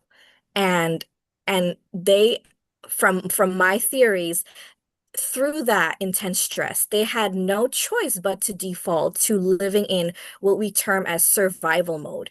The stress response, the fight or flight responses were always on fire, like always happening in their brains and their bodies. And that was passed down through generations. We have inherited that. And that, not only the genetic components, but our social and cultural conditioning now impacts our very daily functioning. And that presents in the symptoms of depression and anxiety and post-trauma stress disorder that I'm seeing in my clients. And so with this reality, the biological reality, descendants of indenture, we're more prone to experience depression, anxiety, PTSD, suicidality because of that direct link with our historical oppression and trauma. And I would like to share, you know, this data that, you know, was released in 2020 from a study called Determinants of Depression Risks Among 3 Asian American Subgroups in New York City, where I am based.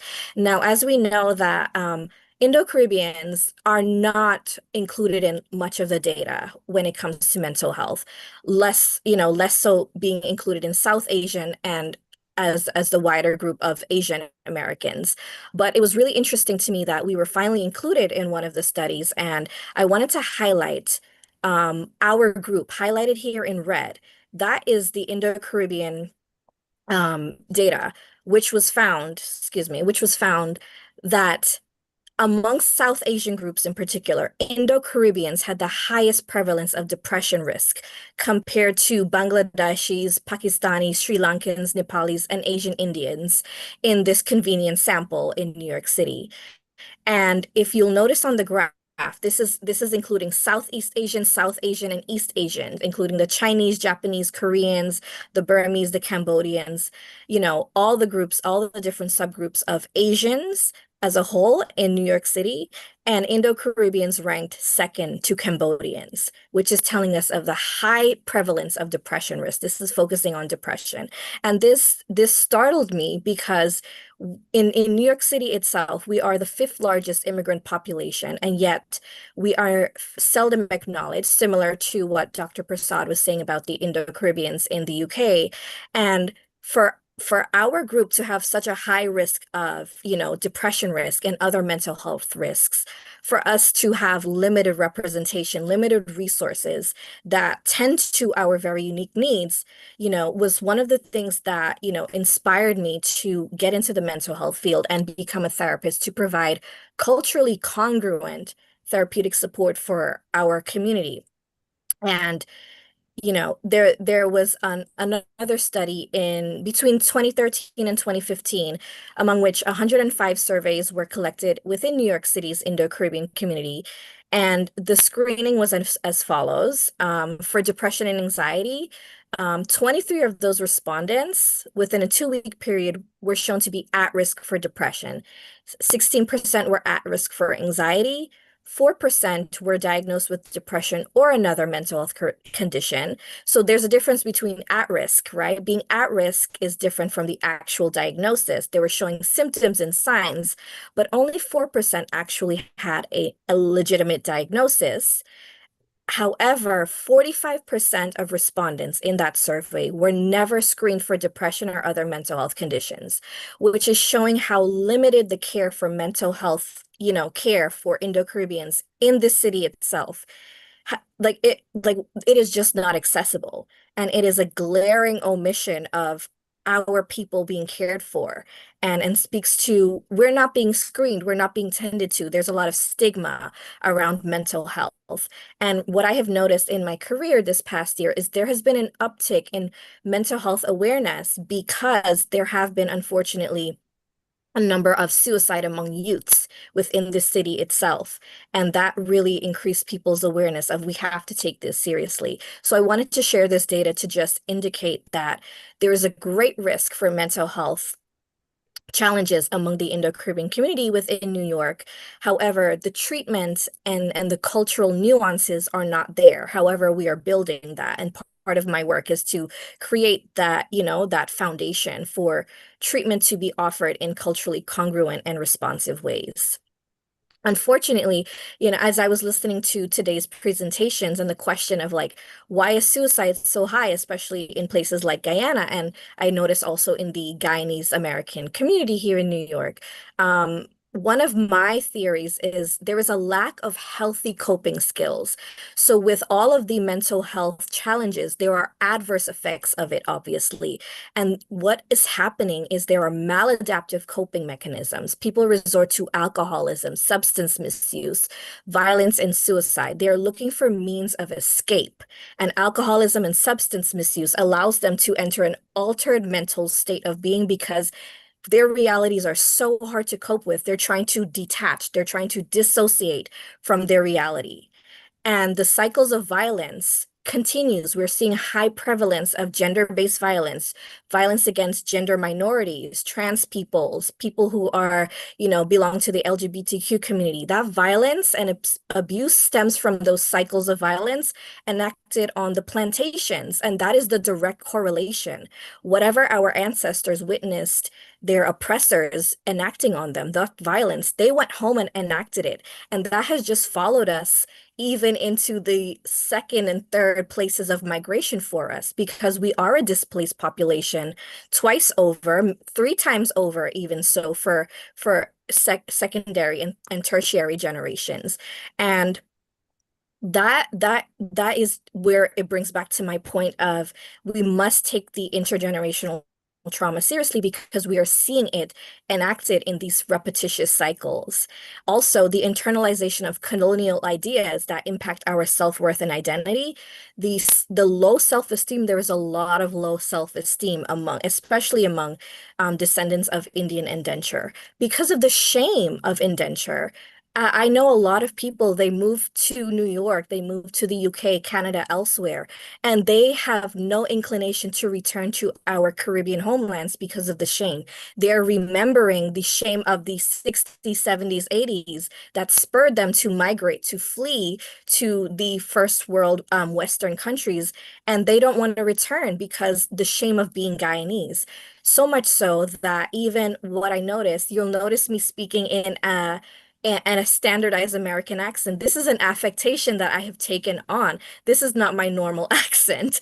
But there has been what I've noticed in my contemporaries, my millennial contemporaries, they cannot speak the Creolese, the languages of Trinidad, Guyana, Jamaica. There is a loss of language mirroring the loss of our Bodpuri, Adwadi, the indigenous Indian languages our ancestors brought. So these cycles are repeating itself, especially because we are doubly and triply displaced.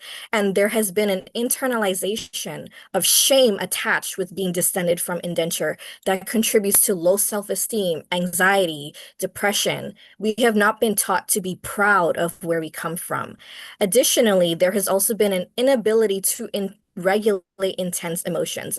I don't believe in my lifetime. It is through my work as a therapist that I have learned healthy coping mechanisms, because to be a therapist, I have to learn what it is to be in a healthy state of mind in order to help my clients foster that within themselves. I have to practice what I preach. And I have noticed that so many Indo-Caribbean families, there is a cycle of a lack of knowledge and how to when we become very passionate, when we become very angry, we don't know how to regulate our emotions. So it results in a lot of emotional outbursts and yelling and shouting, which ruptures relationships and often results in violence as well.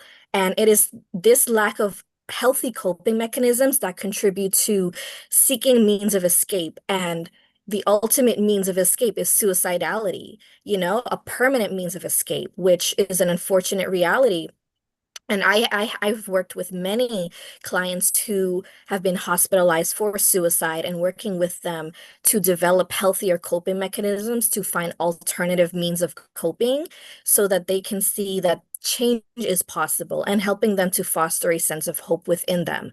And to foster that sense of hope, I think comes back to creating positive self-identity and positive cultural identity. And I noticed so many of the younger generations, they are now trying to seek out the connections to those homelands, whether it be in the Caribbean, but also the Indian identities. And so as they are working through their various mental health challenges, I also want to note that intersectional identities, we might have a shared cultural identity and shared historical identity as descendants of indenture, but then we also come from various faith backgrounds, historical caste, nationalities across the Caribbean landscape, migration status, gender, sexual orientation, all of these different identifiers overlap and play a significant role that shape people's lives and inform how their mental health and their daily functioning is impacted, and how they experience intergenerational trauma. Because I do notice, as an immigrant myself, I hold a lot of what I would term migration trauma that my contemporaries who were born and raised in New York and they only know life in New York, they are not facing the same mental health effects of compared to those who hold immigrant status. And so I wanted to also just highlight that our identities are various and intersect and overlap, and it really shapes how we experience our day-to-day lives and how we move through the world. And in caring for our mental health, what I am seeing, and someone in the comments mentioned, there's a difference between using the standard models of treatment versus using the traditional methods, traditional and cultural methods. And one of the things that I find really important as a therapist is decolonizing away from what I would term Eurocentric or even US-centric. I work in the US, but I find often that the US models of care are not wholly applicable to our people, our diaspora. And so the work that I'm seeing, there is a need to re-indigenize the mental health care unique to us. And one of the studies by Dr. Sandili Maharaj Ramdial, he noted at present, Western-based therapy and analysis is not merely too closely associated with Euro-American standards, but does not take into account the historical and social context of our society and resulting psychological complaints. He then asks, what then is the validity of such theories in our own society? And this is something that I come up against often, is how can there be a one-to-one application of Western models of mental health treatment to our very unique and nuanced historical narrative, when those standards that exist now, the treatments that exist now for mental health, were not created with people like us in mind. They were created for a white Euro-American subset of the population. And so I am very wary of which modalities and which theories and frameworks I use in my work with my Indo-Caribbean clients, because I am conscious of it may not easily apply to them. I offer some things to them, but they will often say, like, this is not going to work. Our families don't do that. Our culture, it doesn't work like that. And I myself have been in therapy for a number of years, and I remember having a white therapist and having to go, no, that won't work. Like, we just don't do that, and having to really acknowledge these nuances in what mental health care looks like for the Indo-Caribbean populations across the world. So one of the, I guess, recommendations, Dr. Maharaj Ramdial states, our society shaped by colonialism through indentureship has a unique set of people, circumstances, and psychological complaints, which then calls for a more multicultural perspective of our mental health care system to curb the continuation of these ailments. And that's what I was speaking about, developing that multicultural perspective, that nuanced, culturally congruent and responsive perspective, or the treatments and the modalities, they're just not going to work. Because if it is not tailored to the individual's unique set of circumstances, it won't be effective enough. And as I am constantly seeking out, like, what are the appropriate ways of healing? For people who have experienced historical trauma and ancestral trauma, like our diaspora, one of the important ways of healing, and not just healing our present day wounds, but we must go back and heal our ancestral wounds because we are carrying them with us. Dr. Prasad mentioned when he sets foot in India, he feels a sense of connection. That is part of the ancestral legacy within us. We happen to feel at home in India for a reason. There is a spiritual connection, and we have to honor that. We have to honor that there are things outside of the tangible that are realities. And so part of healing our ancestral wounds, our intergenerational wounds, in tandem with our current day um, presenting problems, it behooves us to reconnect. We have to reconnect with our vibrant strengths of our ancestry and culture, helping people to process the grief of past traumas and creating new historical narratives that can have healing effects for those who have experienced historical trauma. And what that looks like for us, from what I am observing for us, is first and foremost, connecting with our history and culture. So many of the second and third generation folks in the US, they are more and more detached to life and the realities of what it is to come from the Caribbean. There is a strong connection to the Indian heritage, but less so with the Caribbean heritage outside of, soca music and carnival. That is the primary narrative. But I noticed that they don't know what the day-to-day life on the actual lands of Trinidad, Jamaica, Suriname, Guyana. And what is so important is the mere acknowledgments of our roots, that very root as we are a hybridized people, and connecting with those roots is the basis and foundation of our healing. And connecting with the lands where we come from, embracing the language and dialects from our homeland. So something that I am very proud of. I have many Guyanese American colleagues who are also therapists, but something that I pride myself on is I absolutely speak Creolese in my sessions with Indo-Guyanese clients, and it brings them so much joy. They come into session with me and they say, "Oh, I don't have to explain to you when I'm saying a certain word. I don't have to explain to you when I'm talking about roti, or we went to the puja, we went to the jandi." They feel seen because they don't have to give a whole history lesson to someone when I'm coming from their cultural background. And so reconnecting with these things that belong to us, that are indigenous to us, are so essential. And I noted here art as healing because what I have noticed is our people are a naturally artistic people. There are writers in our diaspora. We come from a lineage of oral storytelling and performance, music and dance. And I even see cooking as an art, the ways that we cook and have created our own versions of curries that differ from people from the Indian subcontinent. These are all ways that we reconnect with our history as we think of our ancestors long ago, continuing their traditions, but adapting it based on what was on the Caribbean earth around them and how they maintained their heritage as best as they could.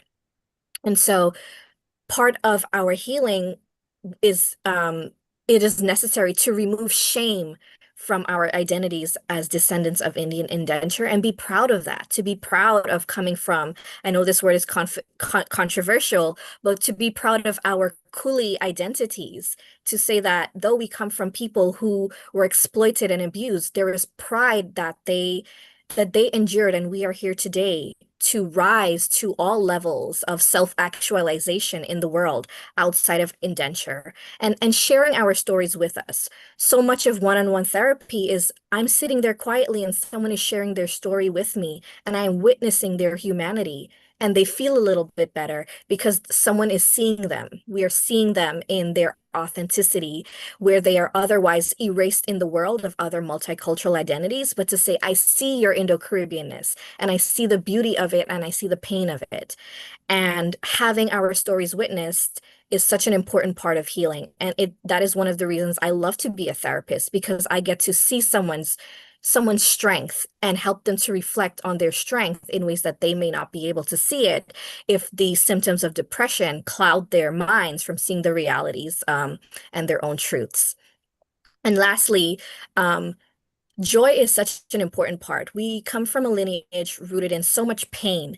And I think part of our healing is engaging in our cultural practices that are rooted in joy and things that bring us comfort and ease in the midst of our trauma, because we are carrying double trauma. We are carrying the trauma of our ancestors, and we are carrying the trauma of our present day lives, because those of us who have migrated to countries outside of the Caribbean, migration is a trauma, and I speak about this as someone who migrated as a child.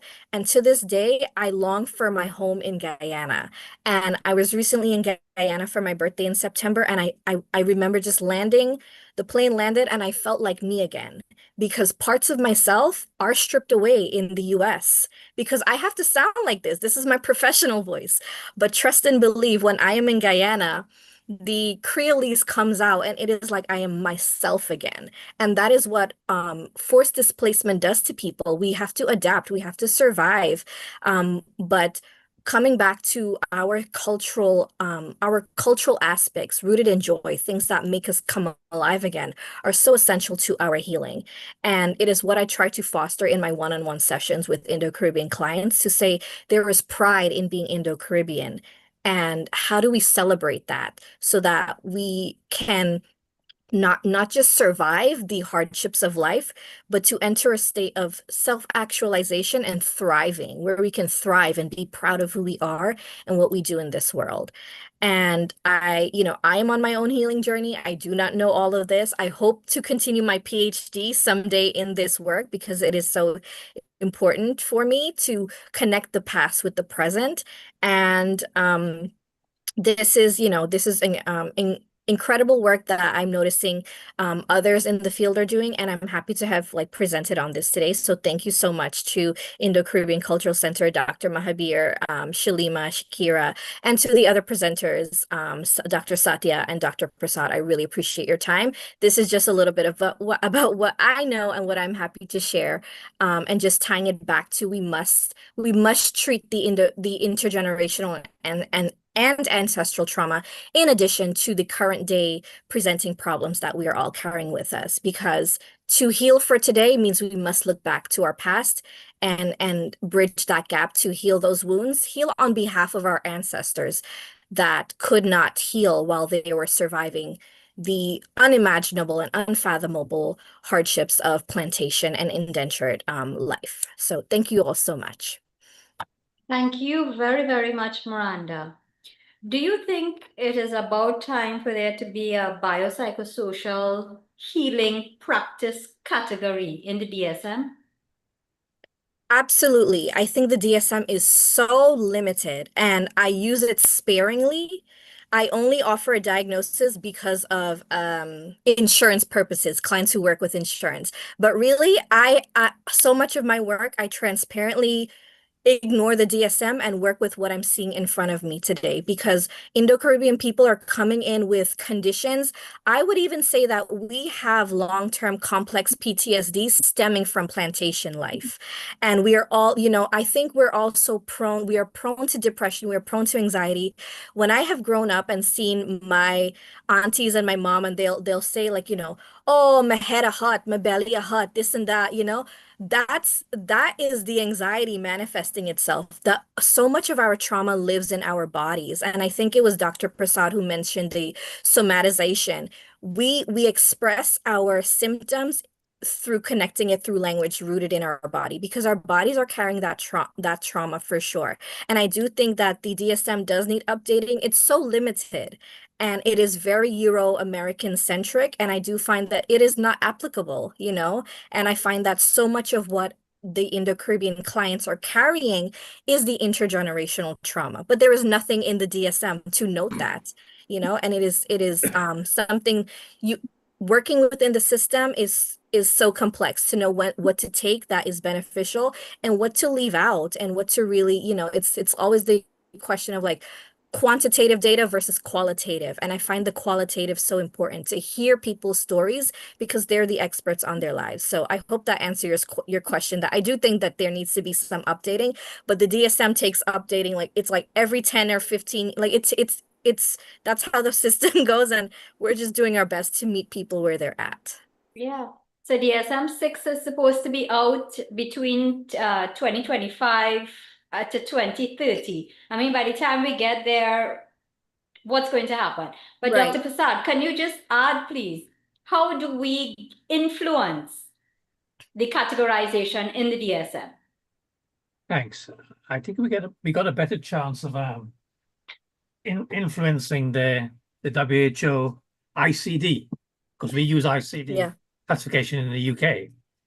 The American one, and I despair when low-income countries are using the DSM. It is not created for them. This is probably closer to what we do. Can you hold that up just a little higher, please? Can you see it? Yeah. Right. Yeah. Okay, yeah, thank you.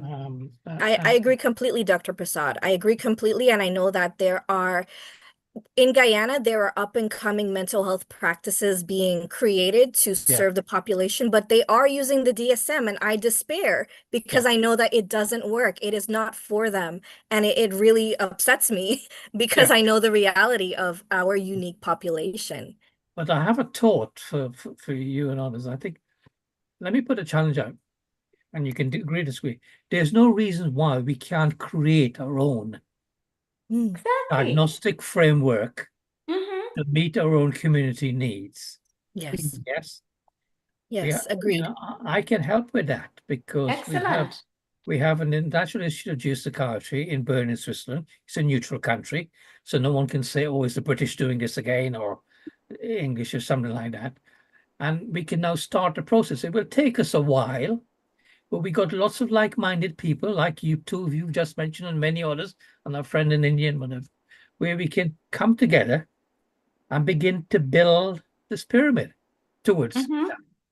And the various reviews because one of the things we did with the ICD and the DSM, if you're looking at trauma, I think we suffer a triple whammy trauma effect. One is colonization, one is the indentured movement, and then those of us who migrated out. Now, if you look at the DSM and ICD, all the papers, trauma was only identified in around 1959. Nothing was recognized. In the war years, it was called shell shock. Times before, nothing.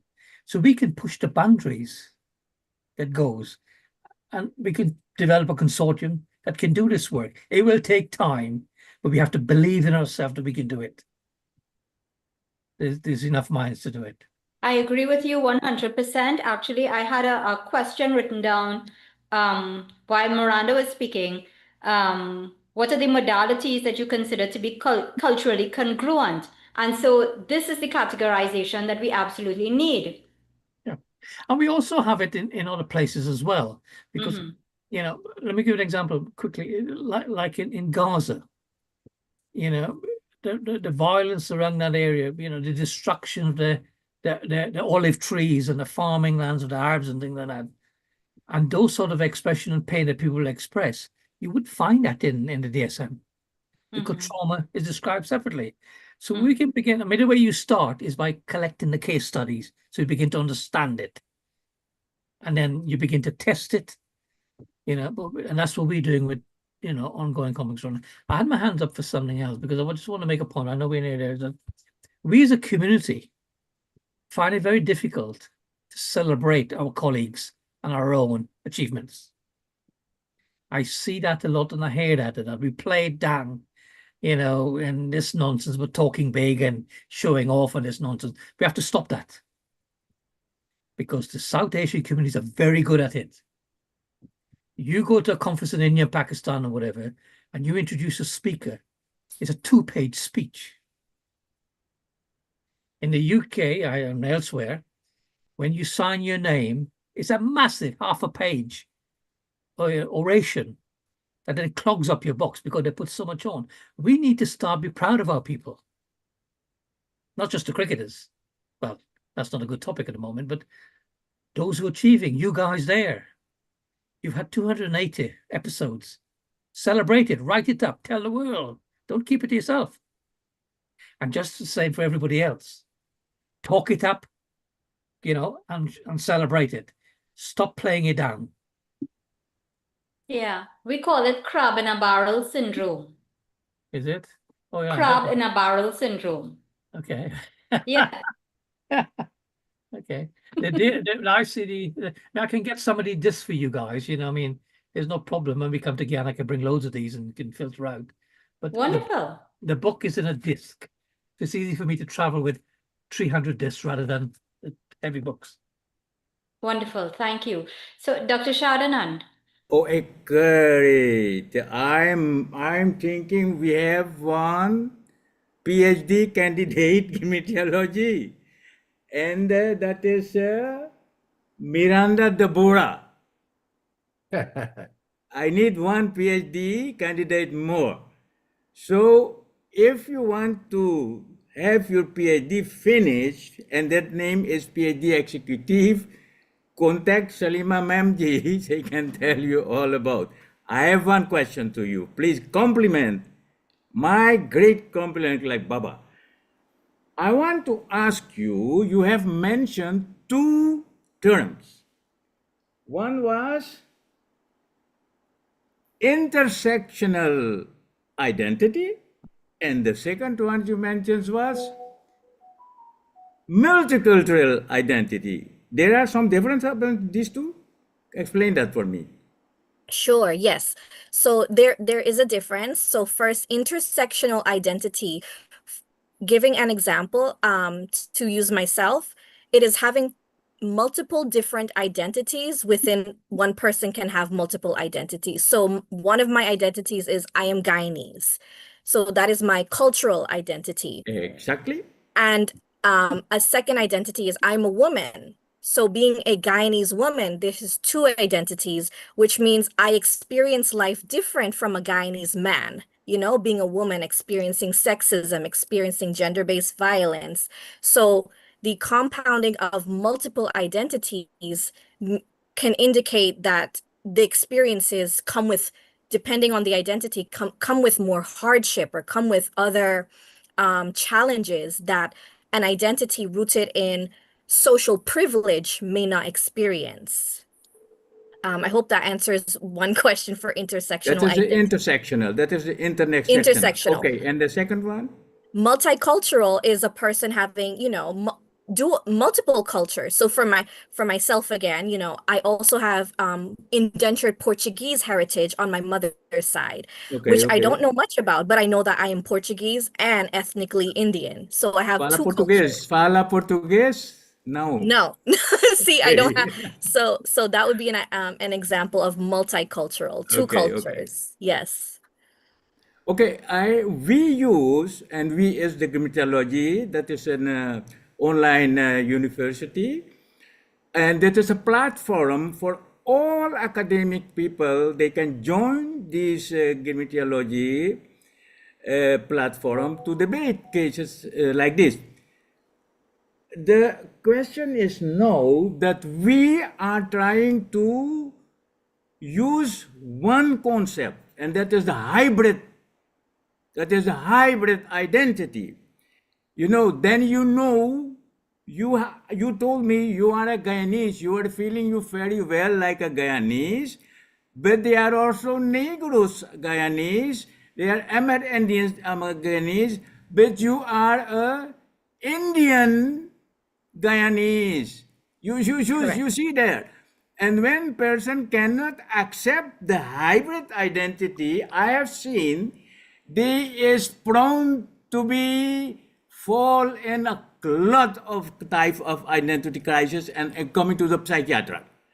And the second question I wanted to put you, do you think that suicide is a flight of the light, is escaping?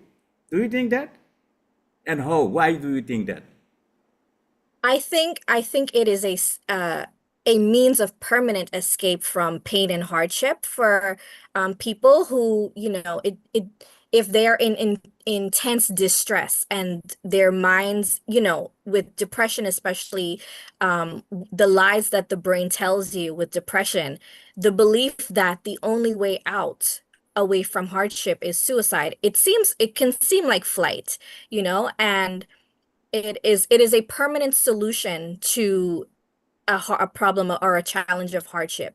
And from my understanding, working with clients who have had suicidality and even attempts, is that their suicidality is telling them that their emotional pain is so great that they want it to stop. And suicide becomes the, I guess, the permanent answer to make the pain stop. So it seems like flight, you're escaping, you are running away from dealing with the pain because there is a lack of the healthy coping mechanism. One last question. When the cause was hardship, our ancestors could suicide. The life was very hard, but they did not do that. I think what I have told before, sharam, the shame. The shame is a very important factor to bring the mind of the person for temporary to flight from this life. Suddenly it came and it goes, spring in the water, take and hang. Mention that shame within the Sanatani Dharam, the culture bounded rules to live, is a very, very important factor to learn why and how can we prevent that. And that is, I'm inviting you to be a part of Gynecologist. Let us talk about this in academy. We have a brain gain college Gynecologist. Come there. And Salima is our contact person, and Kumar Mahabir doctor is the head advisor of this group. So we are together now. Thank you. Thank you. Good. It's 3 in the morning. I have to sleep. I think we need to include Dr. Prasad so that we can go ahead and have that brand new categorization coming under grammatology. Baba, what do you think? We'll talk the next time. We are having to talk, and I think we can invite these two peoples to have a deliberation. Dr. Satya too. Yes, we have 4 or 5 pilot projects, and one of these is identity, and that's why I am dealing with Bollywood. No, the effect of Bollywood on your identity is very, very great. That is scientifically already shown. Be our guest, be welcome, make gynecologist as your own platform. Thank you, Salimaji, for giving me. Will do. Thank you. Robbie, go ahead, please, with your question, and thanks so much for your patience. Yeah, no problem. I want to say this namaste again, and to Miranda, Ram, that is the Guyanese greeting, I believe. Yeah, I know she hear me. Yes, I can hear you. Okay, so well, I'm a pundit, and I also run a Hindu prayer hotline, which is like a first responder to counseling. First responder, if it's something very serious, we refer the person to national hotlines where there are people more professionally trained. All right. I'm a math teacher, so I'm not trained in psychology except for counseling. One of the things I've been encountering, because I'm also trained as a tour guide for international tourists with the university, is that there is a gaslighting of the Indian people, telling them, especially from the non-Indian population, the Africans and other persons in academia, very sad, that the East Indians did not go through any generational trauma, that they basically had it nice. They compare them to the serfs, they compare them to coming here and just, and if you're really sipping sugar, as they said, you come to sip sugar, people believe that, and they are gaslighting the population, the Indian population, that and telling them that you had a good time. There's no need to cry. There's no need to have any sort of trauma about it. You all have it nice. And a lot of Indian people may not have property and affluence and even like housing. Houses are not provided by the government to the Indian people because there's this belief that they don't need anything. They don't need any treatment, any counseling. They don't need anything. We have it nice. And that is purported by many people in society. And I'm afraid to say that if a non-Indian psychologist is dealing with an Indian person, a Trinidad Indian person, they may have that same view, tainted by the same view. That is one. And the second thing is that just like you, When I went to India, I felt my soul, I felt that I was comforted by the fact that I'm Indian, and I went to India and I felt so relieved, but it wasn't a complete satisfaction. I apparently, because of the affluence of Guyana, my mother and my aunts and them told me my great grandfather was Guyanese.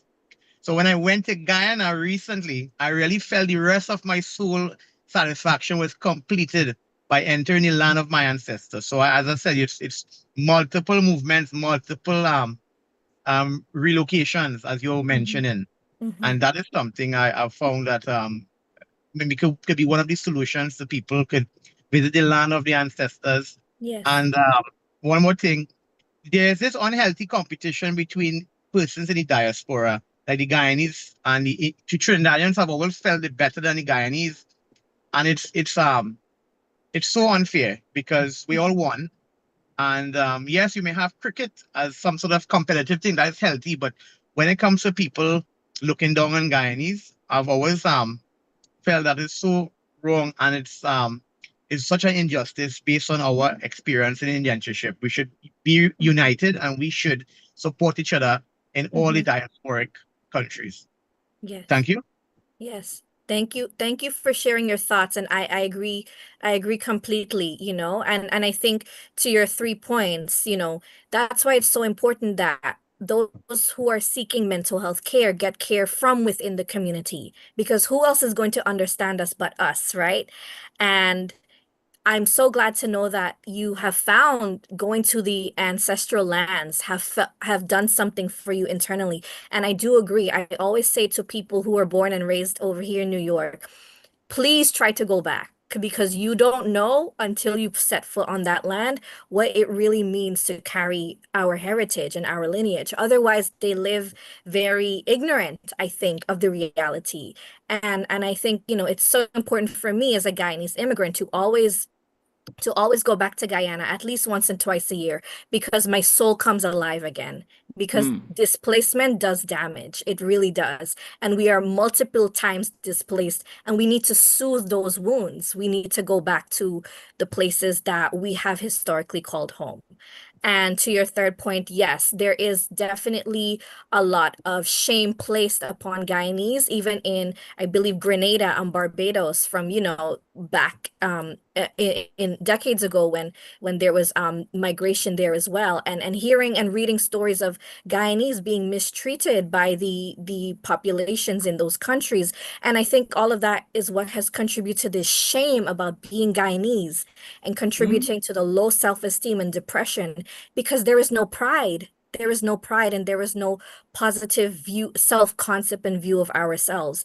And that is what I think we need to be dispelling, to say, be proud of every aspect. And yes, there's good and bad in every culture, and we should embrace it all.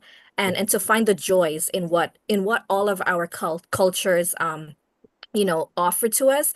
And yes, definitely taking a unified stance, because my best friend is Trini, and at the end of the day, her boat just stopped somewhere else, but that's still my soul sister. Our boats just ended up somewhere else.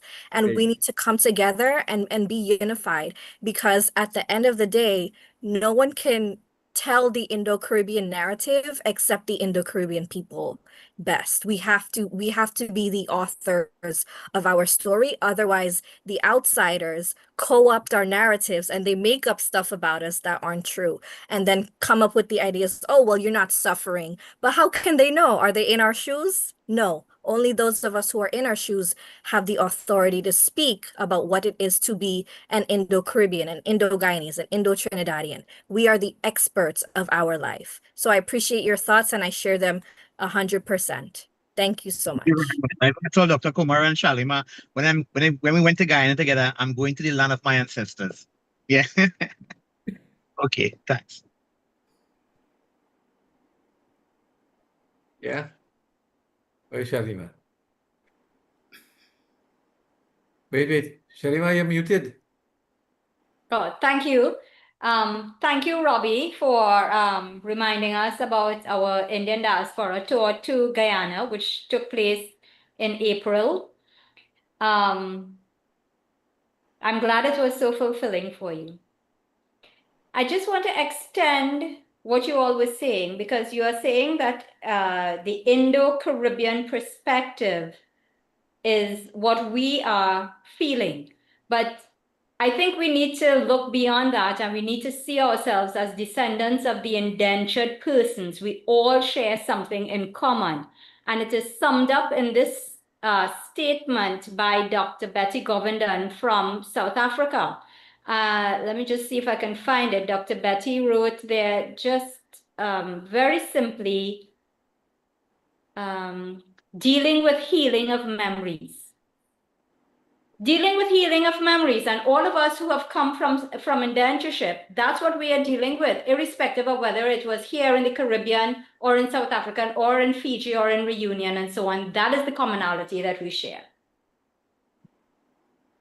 Thank you. So Ranbir, you will be the last speaker, the last, I hope you have a question actually. Ranbir, go ahead and unmute, please. We are way past our time, actually. We are 12 minutes after 5. Ranbir? Sorry, it wouldn't unmute, Shalima, so sorry about that. So really the question is this, it's in the Caribbean focused. I'm from a different migration route, as people who know me know about. India, 1960s, I was born in the UK.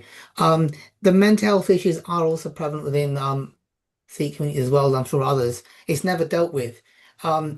You mentioned addictions. I like to recommend it's not just alcohol, it's not just drugs. Remember, this is just substance, it's what it does to you.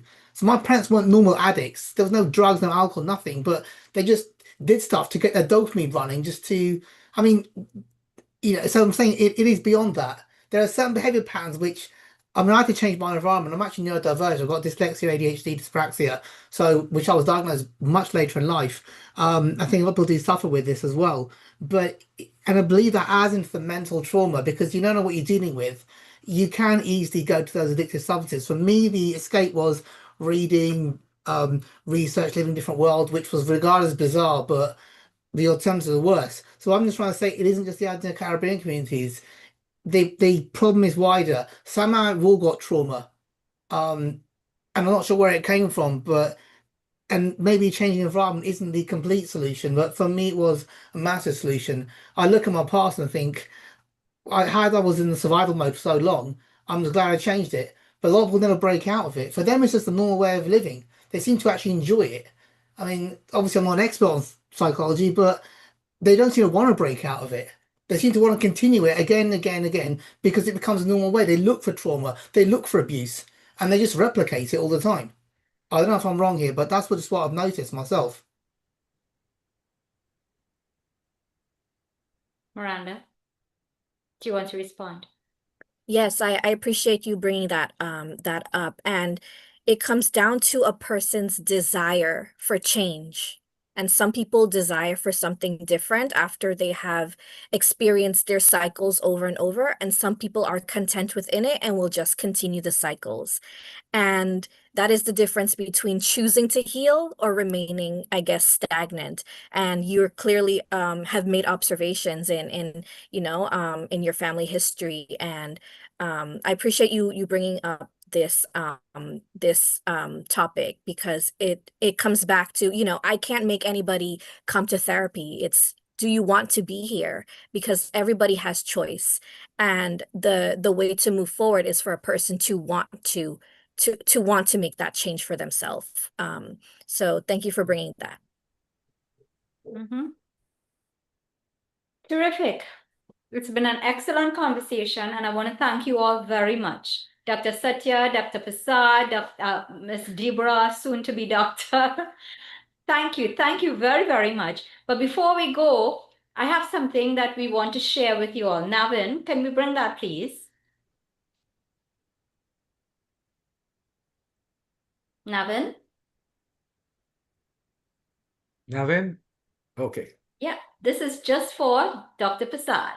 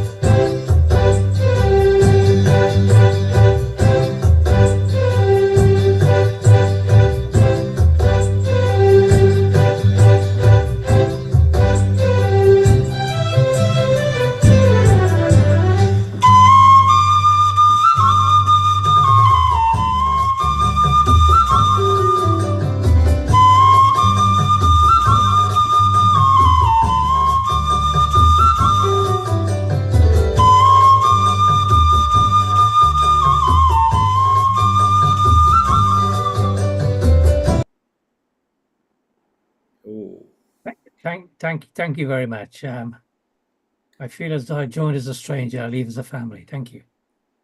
That's what we try to do here. This is the ICC Parivar, and we're so happy to have you. And we really appreciate the fact that you chose to spend today, your birthday, with us. So for the rest of it that's left, I know it's late there in England. For the rest of it that's left, all our best wishes to you, sir. Thank you very much. Thank you. Welcome. So there we have it. Shakir, over to you.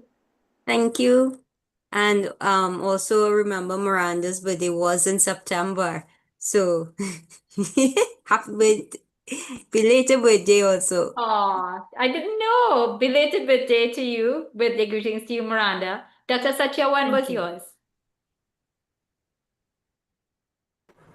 Mine is December 25. Okay. Oh, perfect. Good. Miranda? Okay. Yes, thank you so much. Thank you. You're welcome. We Shakir. want to thank everyone for taking the time to attend today and to participate. It has been an exceptional program. And as we've said earlier, this public meeting is being hosted by the Indo-Caribbean Cultural Center, and you can feel free to contact the ICC to publish your books. And remember, we are kindly asking for suggestions. And if you give a donation, your name will be placed on our poster and our promotional materials. And you can contact Dr. Kumar Mahabir for details. Our topic next Sunday will be, is Indian indentureship a crime against humanity? So please visit, like, and subscribe to our YouTube channel to see all our past recordings. I am Shakira Mohammed of Trinidad and Tobago saying goodbye. May God bless you all. Thank you.